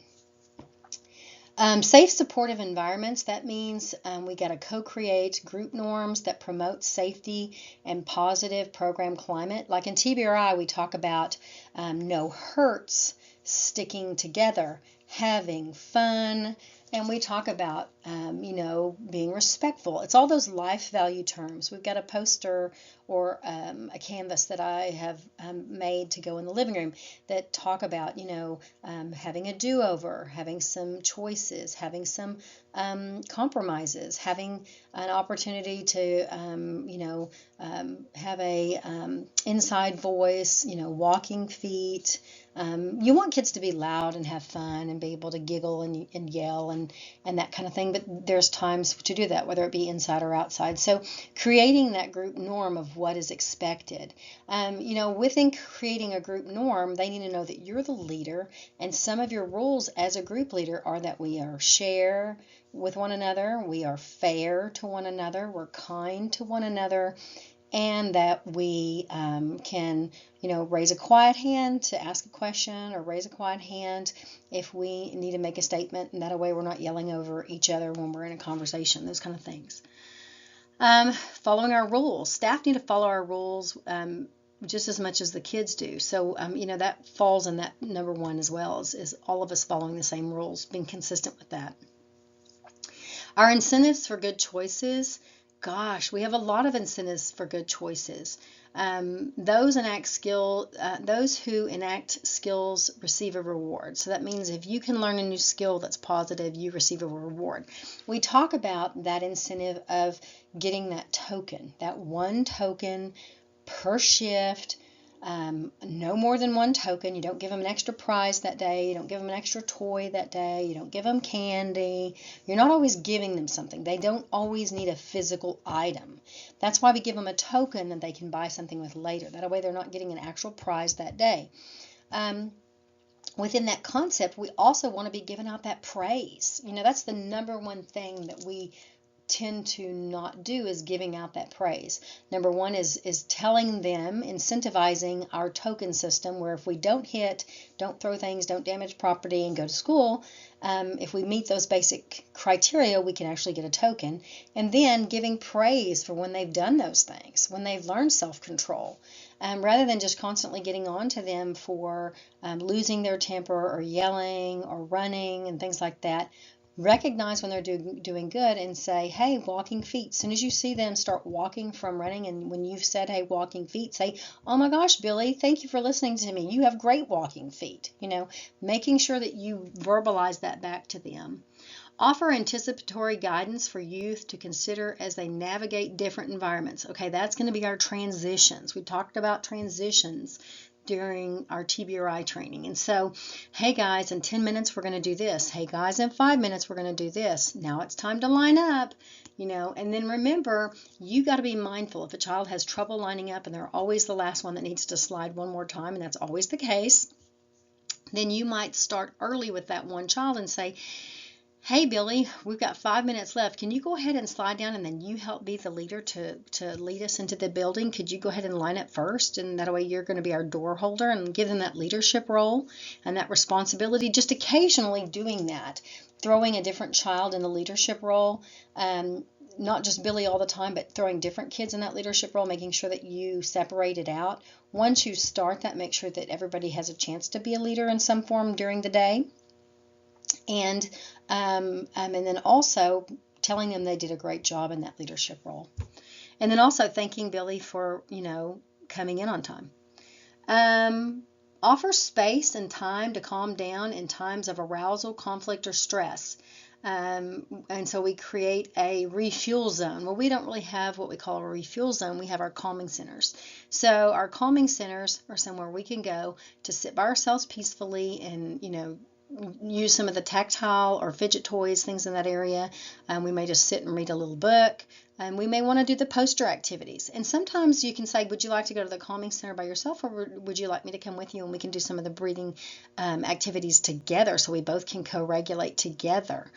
By offering them that choice for you to go with them, they have the right to turn it down. But, how good for them to see that you wanted to be there for them and you were going to be with them and co-regulate with them. That sometimes just that extra person there gives them that extra energy or motivation to do something differently.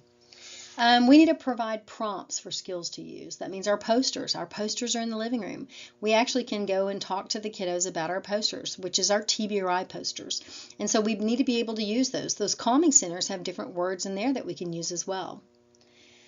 Coaching and modeling skills. Coach awareness of and labeling emotions and discussing their value. So we want kids to be aware of and be able to label how they're feeling. And so we need to think in terms of that volcano. What is under the volcano? Anger spewed out the top. We know anger spewed out the top. Anger, rage, frustration.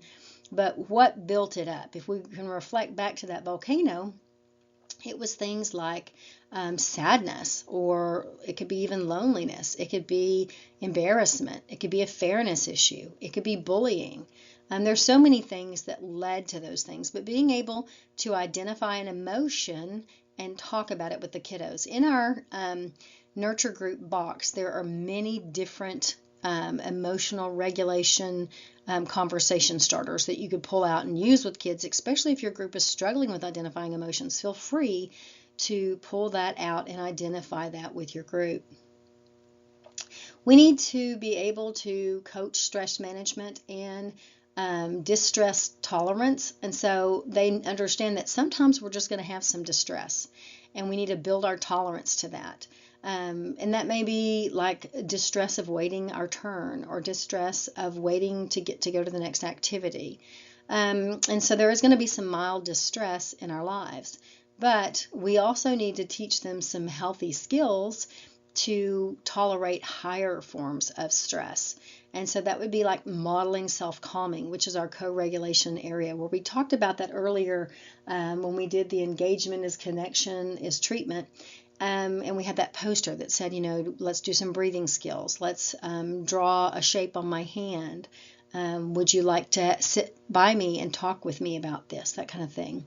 And so we're able to model what we need to do to get them to calm down.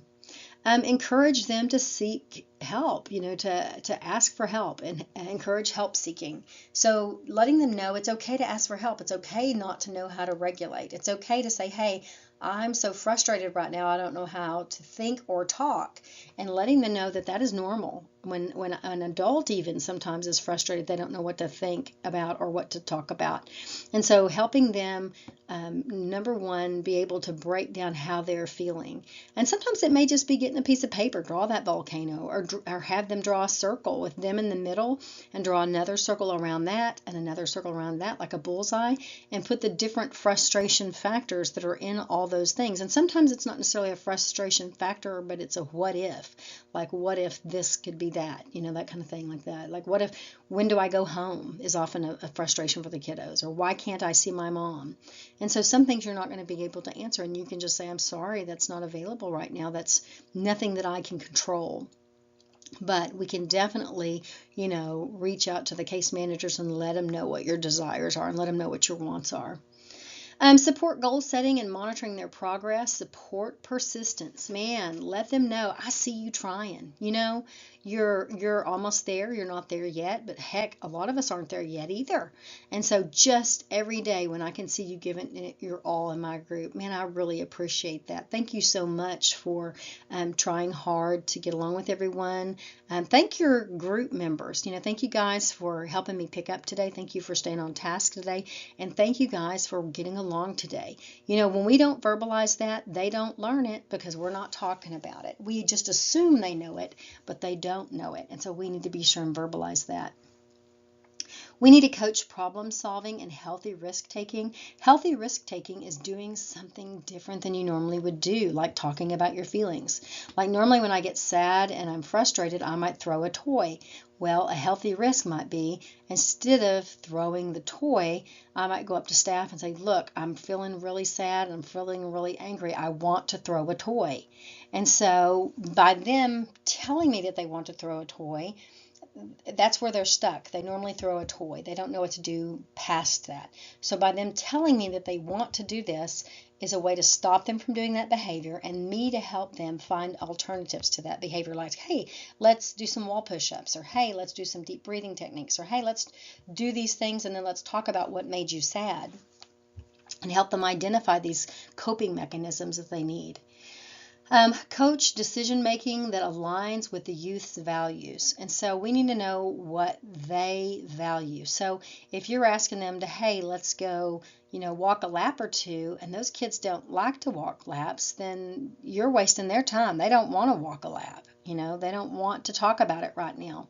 Don't force eye contact. Say, hey, are you still there? Check in with me. And then show me your pretty eyes, and then don't force eye contact. Like we want them to be able to glance at us and glance away. We want them to have that personal autonomy. And so really we want to find out, what do they value? What's important to them? Also, that's the same thing with setting up goals for the kids. They may want to learn a new skill. They may want to learn basketball while they're here. Or they may want to learn, to craft while they're here. Giving them the opportunity to look at our environment and see what we have and how do we enrich their lives and make their lives better while they're here. And so that's very important with co-regulation.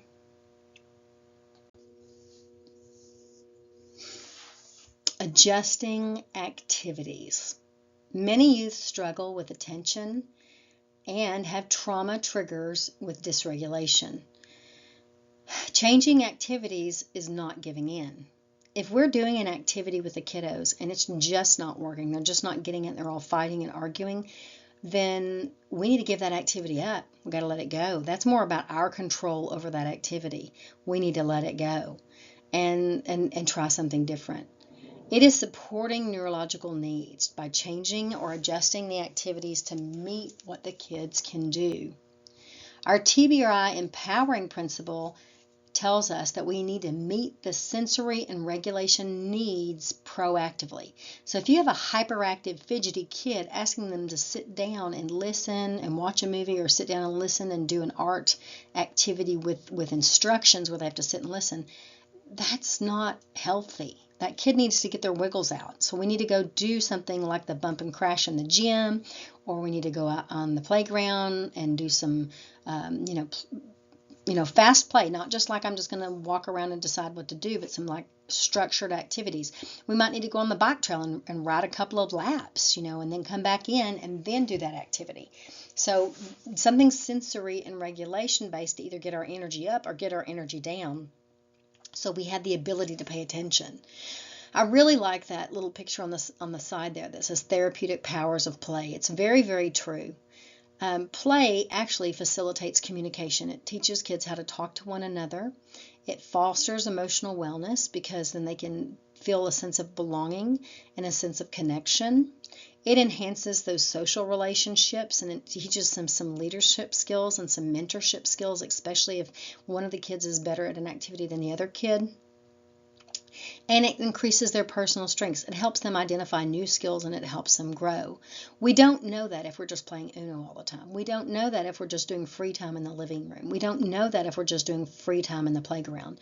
We only know that if we're advancing our skill levels by doing team activities, like maybe doing the team parachute activity where we take turns and say a word and run under it, or do different things with the parachute game, or if we were to build an obstacle course in the gym and work together in teams to get around the obstacle course, or if we did a field day activities. You can even do it as simple as, if we were playing kitchen and we were talking to the kids about the different foods they're fixing and what kind of nutrition is involved in that food. What would they feed a baby versus what would they feed a big kid? What would they feed a pet?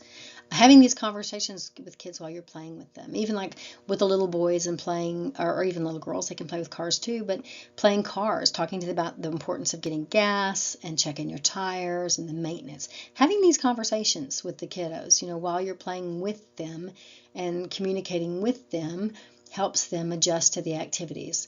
Like I said before, the biggest failure we have as staff is just throwing the kids and saying, hey, let's go to the playground and play. Hey, let's go here into the living room and just play. When you're just having free time and playtime without being actively involved with them in some form of structured play, you are setting yourself up for failure and the kids up for failure because they're not learning a new skill.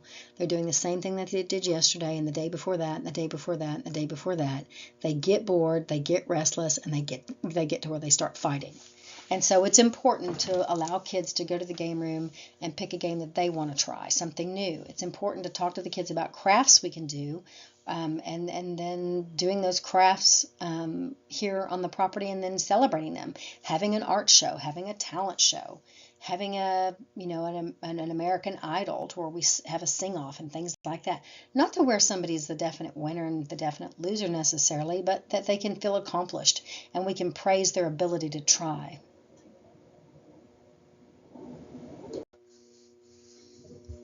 A big thing staff can do for each other is to have a united front. When adults disagree in front of the kids, youth feel unsafe. We need to address our concerns privately, especially with kiddos, unless it's an emergency situation. If we see something going greatly wrong, then we need to address it right then and there, regardless of where we're at. But if we see something mildly wrong, like say we have a staff worker who's been here forever, or a staff member who's been here 5 seconds and the other staff member notices that they're not following policies and rules, it's okay to pull that person off to the side and say, aren't we not supposed to do that? I don't think we're supposed to do that. Having the courage to say that to a coworker is, number one, scary because of fear they may get mad and argue back with you, like, instead of my business, it's my group, blah, blah, blah.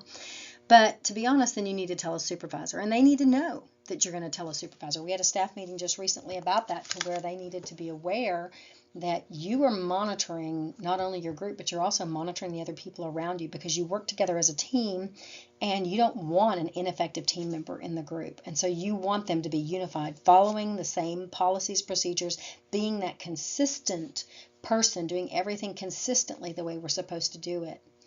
Having that united front together creates unity and containment. Kids know that they can't sway you.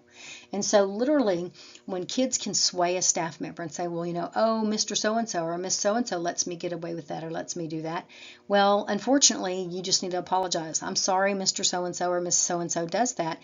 That's really not part of our rules and policies. So I know we'll have to address that with them. Maybe they've forgotten, or maybe they're new, or maybe they've been here forever and forgotten, but we're going to re-educate them about policy, because that's not what we do. Because kids may try to trick you in that.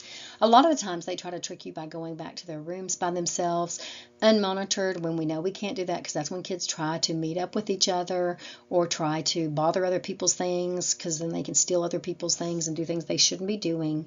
And so we know that they can't get away with that. We know that they can't get away with, borrowing without permission and exchanging things with each other. We don't have dating relationships here, and staff shouldn't support dating relationships amongst the children. We don't do that here. And so there's a lot of different things that we can do together as staff. And oftentimes when a kid says, well, this staff member said this or this staff member does that, well, we can just take it to that staff member and see what went down with that. And if you yourself do not feel that you're strong enough to deal with that, or you have a conflict avoidant kind of personality and you don't want to address that, take it to a staff supervisor, because literally the next staff supervisor on duty or the on-call supervisor, whoever's on call, the designated on-call person, could help you reiterate that with the other coworker. Adults, with our TBRI standpoint of this, adults must be regulated first themselves to deal with them, their coworkers, and to deal with the children. Regulation is contagious. We know that as if staff, we are regulated and we are a united front, and we're all regulated together. Nobody's hyped up and losing control and freaking out.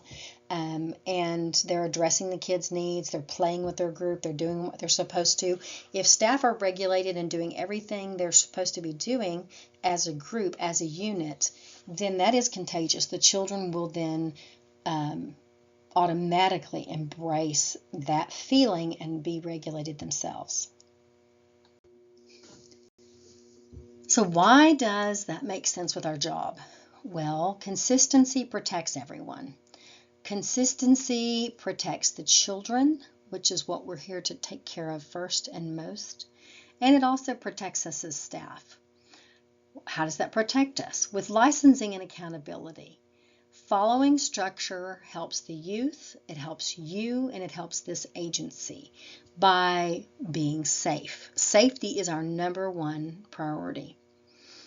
Quick reminders: supervision failures can actually end a career.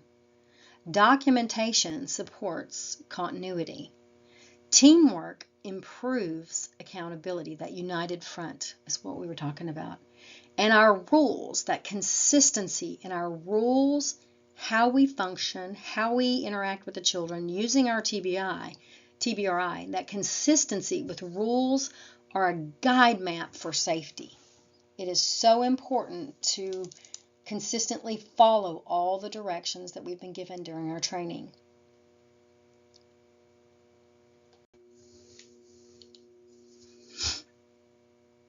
Now we're going to have an opportunity to see what we've learned. We have some interactive role-playing scenarios that we're going to be able to use in staff meetings. And so we can use these in small groups with one another.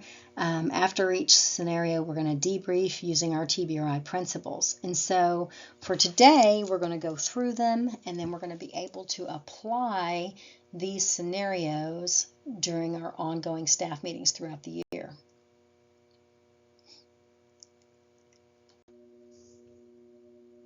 Before we get started on our scenario, let's go over our TBRI life value terms that we need to use with the children. Remember, life value terms are small words that we use with children in a melodic voice to try to get the children in a form of playful engagement to retry a behavior or retry some verbal communication.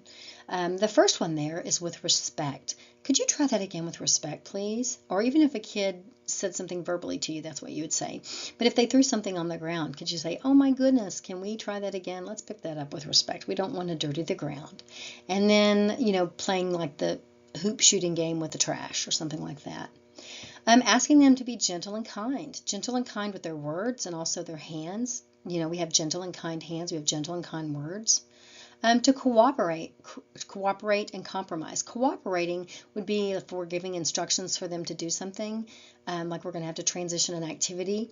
And compromise would be, hey, can you give me a compromise of how we both can get to the end goal that we've already established, but they might have some power themselves in choosing to do it a different way. And that's like, hey, I want you to carry me in from the playground. Well, my Miss Sheila's back hurts. I really can't do that. Can we compromise? And you can hold my hand and you can cooperate and we can walk in. Great job cooperating. Great job compromising. That kind of thing. Talking to the kids about consequences. Hey, what's the consequences for not wearing our coat outside? Does anybody know that? Oh my goodness, it's cold. I'll be cold. Exactly. So is it important to wear a jacket? Yeah. And so sometimes when kids say they don't want to put their coat on, you can say, hey, it looks like it's really windy and kind of breezy outside, and I think the weather's about this temperature. What would be the consequence if we don't wear our jacket outside? Even before you tell them to put on their jacket. You could just give them that information to see if they know the answer. You remember that one where they say, are you asking or telling? If a child is demanding something or telling us to do something versus asking us to do something, we could say that in a nice way. Hey, are you asking or telling? Could you redo that with respect, please? And then have them have that opportunity to say, hey, instead of give me that, Miss Sheila, they could say, hey, Miss Sheila, can I have that? And so giving them that opportunity. Don't assume they know how to ask. Maybe they've only told in their home, that they only did telling before they came here. So they might need assistance in learning how to ask. Remember the words listen and obey. Now, obey is part of the TBRI life value terms, but we don't like to use that word because it is offensive to kids now. So we like to say, hey, listen and learn. Let's listen and learn together, okay? And so by learning, we're going to follow suit with what we've been asked to do. So that's a form of listening and learning to what's going on. Always no hurts, no verbal hurts, no emotional hurts, and no physical hurts. So we don't want to hurt anybody with our words. We don't want to hurt anybody with our behaviors that hurts their heart. And we don't want to hurt anybody with our hands or our feet. We don't want to hit or kick. We need to stick together. We need to use our words. When we're screaming and hollering and name calling, we need to use our words to talk about our feelings. Or if they're withdrawn and not able to communicate, we need them just to find some words to let us know what they're feeling. When we say no, they need to accept the no. I'm sorry, we're going to have a no here. But maybe we can say yes later. Maybe something else could be yes later on. But right now, you're just going to have to accept that no. I'm sorry. And always say yes with permission and supervision. So, hey, miss, can I go to my room and get so-and-so? Yes, you sure can. I'll give you permission. But, hey, let me supervise that. So you'll have to wait just a minute till we can go back there together because you have to go back with supervision. Making that clear to them. So now I want you to read through the scenarios. And so making sure that you have an opportunity to kind of go over it because, again, we're going to be doing some role play on this. So situation number 1, the youth had a minor back talk but no aggression. One staff wants to deny a token and the other staff believes the youth mostly did okay. So we're going to role play that. And so the goal here for role play is to practice sticking to written criteria. And we want to practice a unified response. So both staff would need to understand that they have to both follow the same policy. And so what does our policy say? Do y'all remember that about a token? If a kid is just having minor back talk, does that deny them a token? Is that yes or is that no? It's a no, right? To lose your token, you have to really work hard to lose a token. You have to have hit somebody, thrown something, damaged property, refused to go to an appointment or school, and just like really shut down and wouldn't come out of it, right? So policy says they're going to get that token for the day because if they've had some minor back talk, we should have worked through that with them. That's how we connect to them. That's how we build those relationships. So it doesn't help the youth if we don't follow the policy as it's written. And so inconsistency can affect the youth because, number 1, they're going to not trust staff. If 2 staff are together and one staff's trying to take the token and the other staff saying, hey, we can't do that, the kid mostly did okay, they didn't lose their token, then they're going to see that the staff, number 1, are confused and they don't know what's going on. Number 2, this other staff is power playing on me and always wants to take my tokens away and doesn't want to bond with me or help me when the other staff is trying to build connection. And so that's confusing for the kiddos. And you're kind of giving them that all or none principle where the youth themselves feel like I can never do right. I can never get ahead. I'm a bad kid. I'm a bad seed. I'm bad from the beginning. So we want to make sure that they don't have that sense of identity. And so how can staff disagree professionally? Then what I would do in that instance where the staff member said, hey, I think you're going to lose your token today if you keep doing that. They like threaten the kid. If you keep talking back, you're going to lose your token. Then the other staff member can say, hey, Sarah, come here a minute. I need to ask you a quick question. And so Sarah, y'all wouldn't leave your group. They would still be in the room with you, but Sarah would kind of come closer to you and you'll be, hey, just a reminder, I just want to let you know that we can't threaten to take a kid's token away for that. We're supposed to work with them on their gentle and kind words rather than threatening to take a token away. We don't need to sit and threaten them with a constant loss of outings, tokens, privileges. We're not going to threaten them with the police. We're not going to threaten them with all these negative components. The only thing we're focusing on is safety. We would only tell them about the police if there was a safety issue and we needed to bring in the police for a safety concern. We don't need to threaten them with Miss Sheila, Miss Lisa, Miss Julie, Miss Rhonda. We don't need to threaten them with an administrative staff, and we don't need to threaten them with the loss of their token. We're here to work with them on their relationships, and if you're only threatening them, you're not working on their relationship. So our TBRI focus says clear boundaries plus a calm tone gets correction without shame.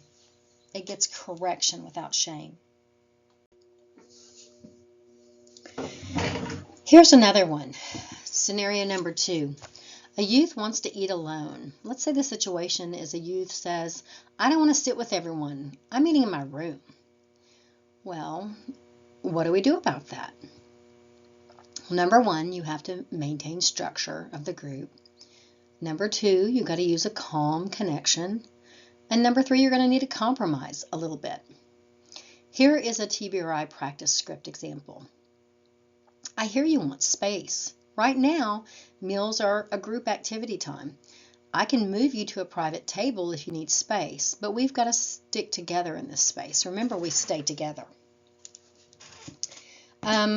Another thing that we struggle with is kiddos who maybe don't like a food. And so a practice on another compromise in that little box over there to the left, TBRI in action, it says, let's say the kid doesn't want to eat something.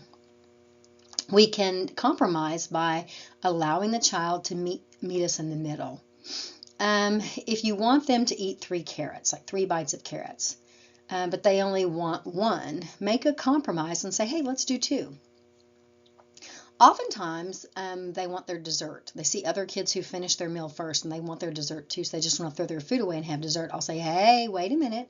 If you can take 3 more bites of that sandwich for me, then 2 bites of your vegetable and 1 more bite of your fruit, then you can have a dessert. And you can help me count them down.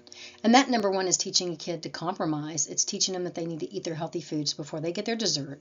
And it's also giving them the ability to count it down. Now, when we talked about setting the bar low and then moving it up, next time we had that problem, we would increase the volume of food that they would eat, a few more bites each time. Another smart decision in that particular situation would be not to let a kid have a dessert until everybody's finished eating. Once everybody's finished eating, then we can have dessert. We'll all get our dessert at the same time. Now, they can have fruit ahead of time, but a dessert would be totally different. That's when you get into popsicles and cakes and cupcakes and cookies and things like that. That's a dessert. Fruit is not a dessert. Fruit is a form of a meal. How do we balance structure and connection? Number 1, it takes a lot of thinking. Balancing structure, we know policies like you can't go to your room with your food. We only eat in our room when we have sick time, because that could be a comeback that the kid could say to you is, well, I ate in my room last week when I was sick. Yes, but you're not sick this week. Last week you had strep throat. This time you don't have strep throat. And so you're not going to be able to eat in your room for that purpose. So this is where we eat. This is how we eat. Still respecting that and saying, hey, is somebody in the room bothering you, staring at you? Maybe we could have you sit in a certain chair where you're faced away from the children so you can't see them. And that's kind of like feeling like you're by yourself, but you're not by yourself. And then if that young person is sitting by themselves, but the other people at the table are next to them are bothering them, maybe move them to a different table to get them away from the other children who are bothering them. The biggest thing is we got to maintain supervision at all times. We've got to maintain supervision at all times. Not being demanding. Like if we were talking about just the eating the foods and trying new foods, we don't want to be demanding. We want to be encouraging. And then in the situation where the child doesn't want to sit with everyone, we got to get to the reason of why do they not want to sit with everyone. Are they embarrassed about eating in front of others? Are they having difficulty with how they eat? Is somebody tormenting them? So we got to get to that situation, and the only way to get to that situation is through supervision. Scenario number 3. Youth asking different staff for different answers. Before we get started on the scenario, let's look to the right. I don't make the rules, I just ignore them. Unfortunately, we have that as an agency. We train staff, we talk about the rules, we talk about the reasons we do things, and some people just ignore that. And unfortunately, those people don't really want to work here. They don't want to be here for the children. They're not here for the children. They're here for themselves. When easily enough, this is just a paycheck to them. When they could go work, at a store, work in another environment to get another paycheck that doesn't involve working with children. And so I encourage you, if you're that staff member that ignores the rules, then you really need to do a self-evaluation and make those decisions for yourself. You really don't want to work here, and your interest is not about the children. And don't allow coworkers to do that to you on the shift. Don't allow them to do that to you on shift. That's not fair to you, not fair to the children. Situation. Youth says, well, the other staff let me do this. And so our practice response is all staff follow the same rules. I'm sorry, the answer is still no. All the staff know the rules. All the staff know how we're supposed to behave. And so I'm going to still have to tell you no, because I know the answer is no. And you're just going to have to accept the no. Remember, that was one of our life value terms, accept the no. And then let that child know, tomorrow we can make an appointment with Miss Lisa or Miss Sheila or Miss Rhonda or Miss Nicole or someone, and we can go over this with them so we can find out the proper rule of what we need to follow. But as I was trained, this is a no. So why do youth test consistency? Because they're looking for that gap. They're looking for that person that is going to break. They're looking for that person who is willing to not follow the rules. And so they can kind of get what they want. And sometimes what they want is always not what they need. And their need is supervision and adults they can trust. How does unity create safety? Unity creates safety because it provides that consistency of routine. We know what to expect from you. I know what to expect from the rules. We all follow the same thing. So if we all follow the same thing, I don't have to worry about how I need to behave because it's already in place. And so that's why we all need to follow the same thing. So anytime a young person says, well, Miss Sarah does it this way. Well, I'm sorry, Miss Sarah does it that way, but that's not how we do that. And so, if you would like to visit with the admin team tomorrow about that, we can schedule an appointment with that. And I'll be glad to get Miss Sarah and get myself and you and the admin team, and we'll go over the rule together to make sure we're all on the same page, because I wouldn't want Miss Sarah to not know the right rule as well. And usually that resolves the situation. Scenario number 4, a passive staff on the phone. The situation. Youth are escalating during downtime. So it's free time in the living room. Staff is sitting disengaged, looking at things on their phone. Another staff member for practice. We're going to have to redirect our coworker's behavior professionally. We need to increase their engagement. And even if we redirect that staff member and they get off their phone and they increase their engagement, we still need to report that to a supervisor, because that is a problem that we need to be mindful of and that we need to monitor. Because if we have a staff member who is constantly being passive and being on their phone or being inactive with the youth and not supervising them and not being engaged, then that's devaluing the children, and that is a problem. And so the way to redirect them professionally is kind of, say, hey, Sarah, can you come over here with me just a minute?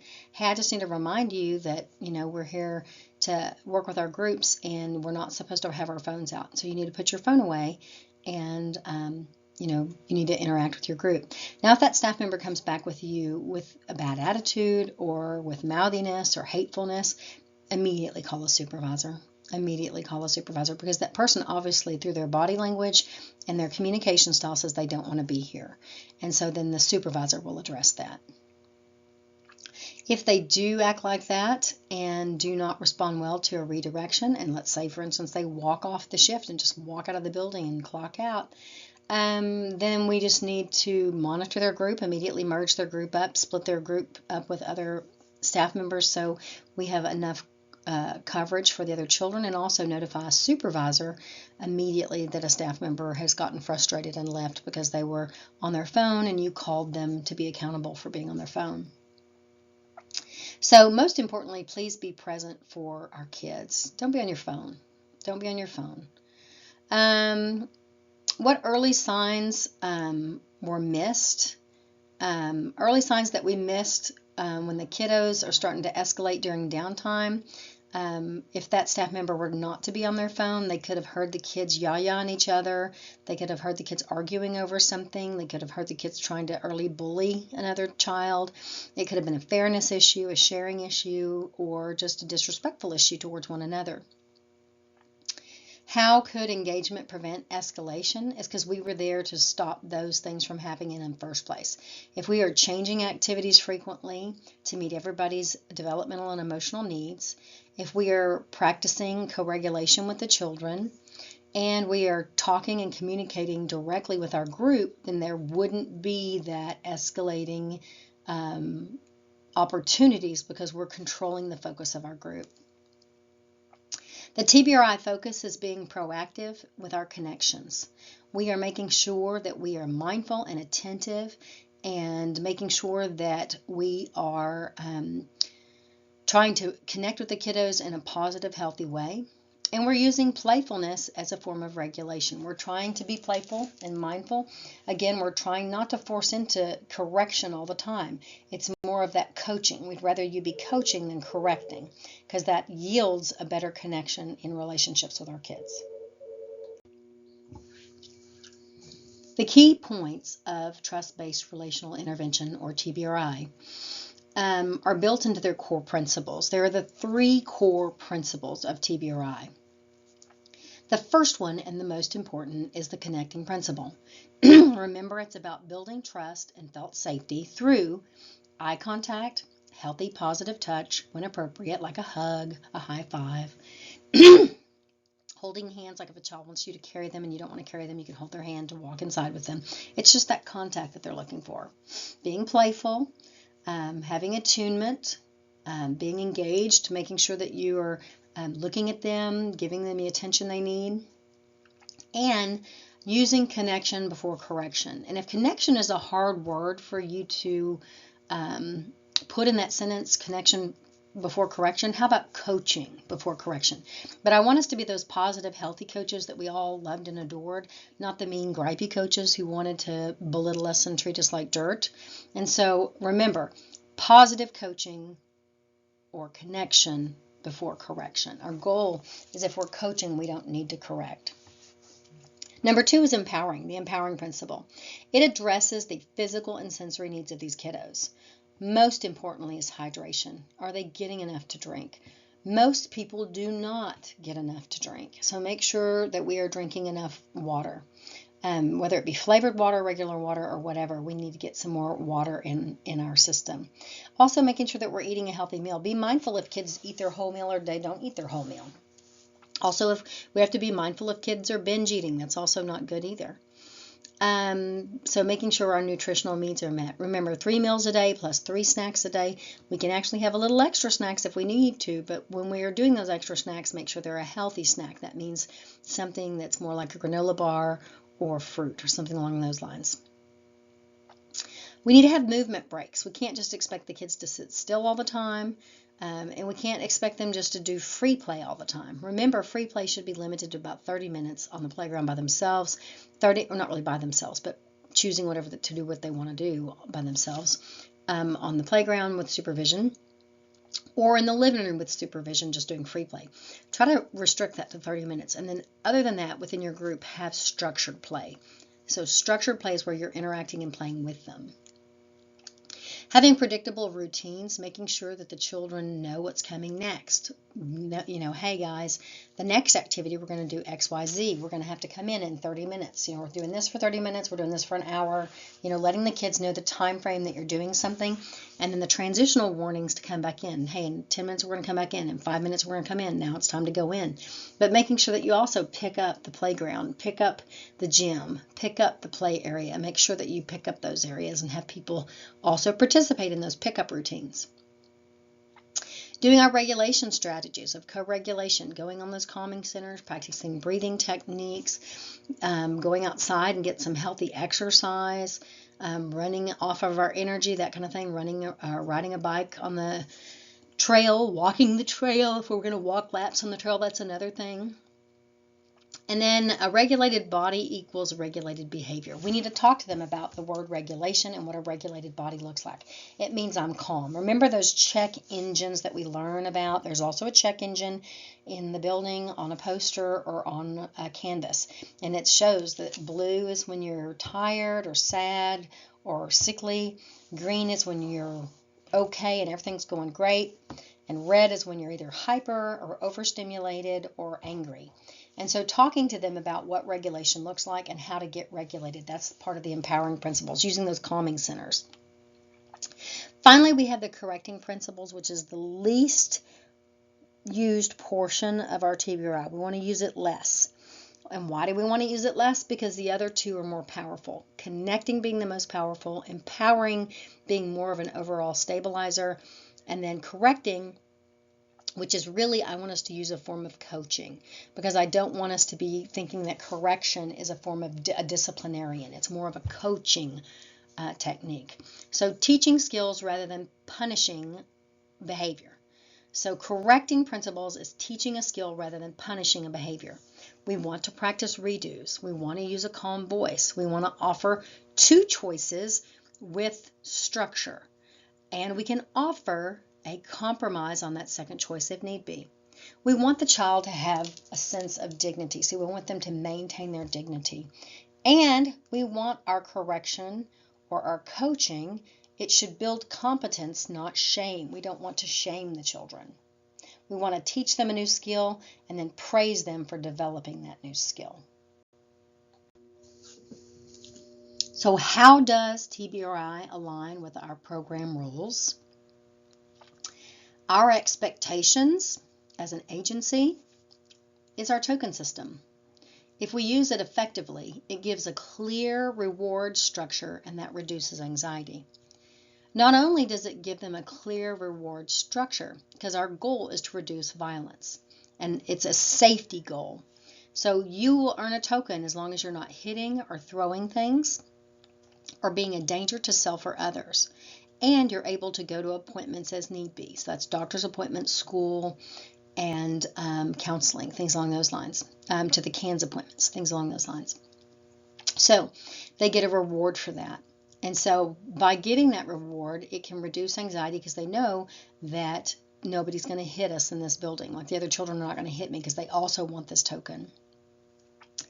And the nice thing about the token system is they're able to go to the store and look at things they really, really want, and they can make those choices of, do I sacrifice what I really, really want for two smaller items? Because sometimes what I really, really want may cost 40 tokens, and so I want to sacrifice that and get 2 smaller toys or 3 smaller toys or 5 smaller toys, depending on what they wanted to earn with their tokens. So the token system is a really neat tool because it can teach budgeting, and it kind of has that storefront capacity. So it's a multi-use system. It teaches a life skill, and it also teaches self-regulation. Supervision is one of our biggest expectations, and why is it so important?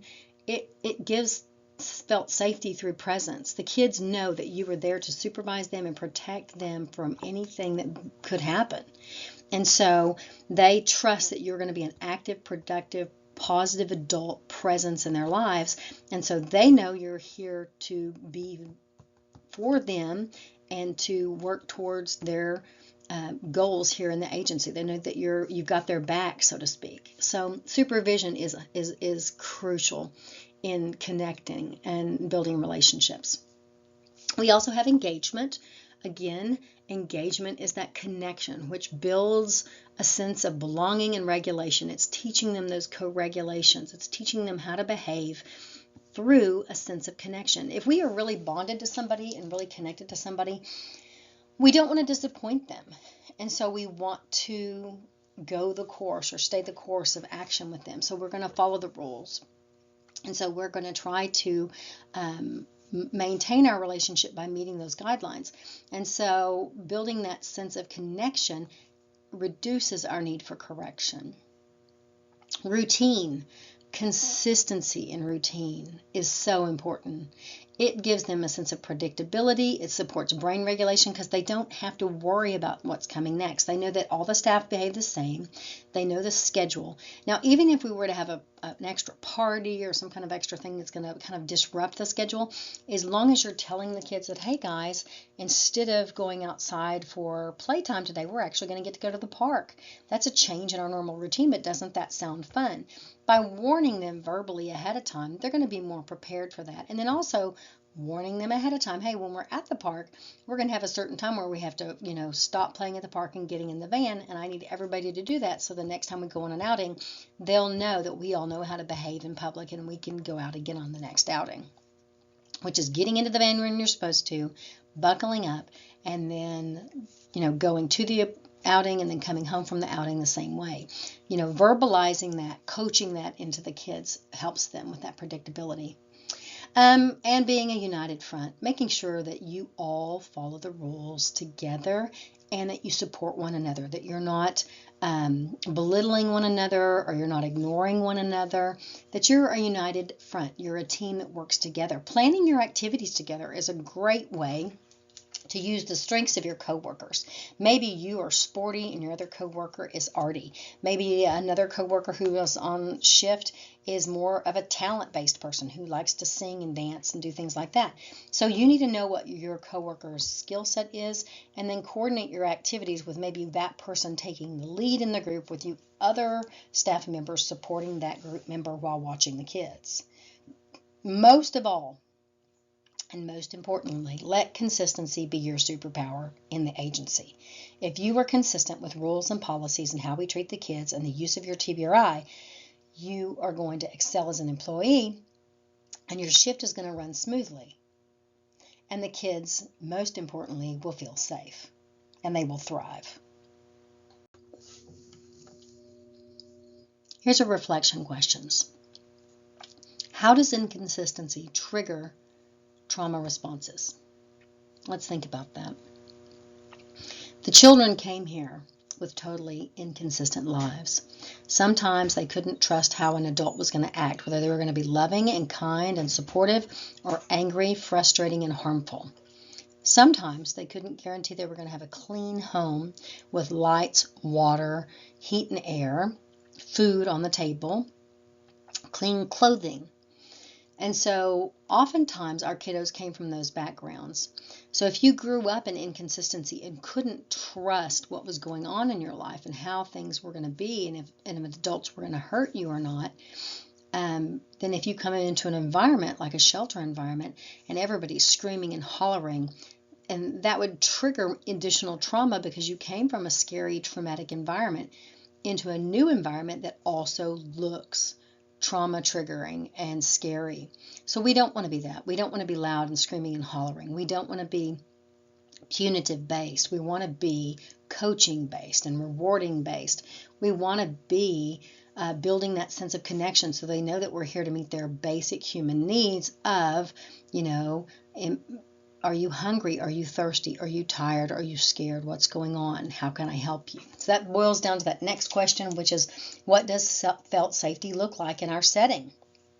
Felt safety is a clean environment with activities that are enriching, that empowers youth to be leaders, mentors, and active group members to where they can gain new skills. Toddlers who are not potty trained will be potty trained. Children who are messy and disorganized and chaotic can learn structure. They don't have to be perfect. Don't make it look as though they need to be perfect. We just want them to gain healthy skills. Children who have terrible hygiene would have good hygiene. Children who don't know how to ask for help will be able to ask for help. Children who are normally skittish and shy and avoidant because they've been beaten and they're afraid of getting hit won't feel that way. So they can walk with their head up and they can feel safe. That's what felt safety looks like.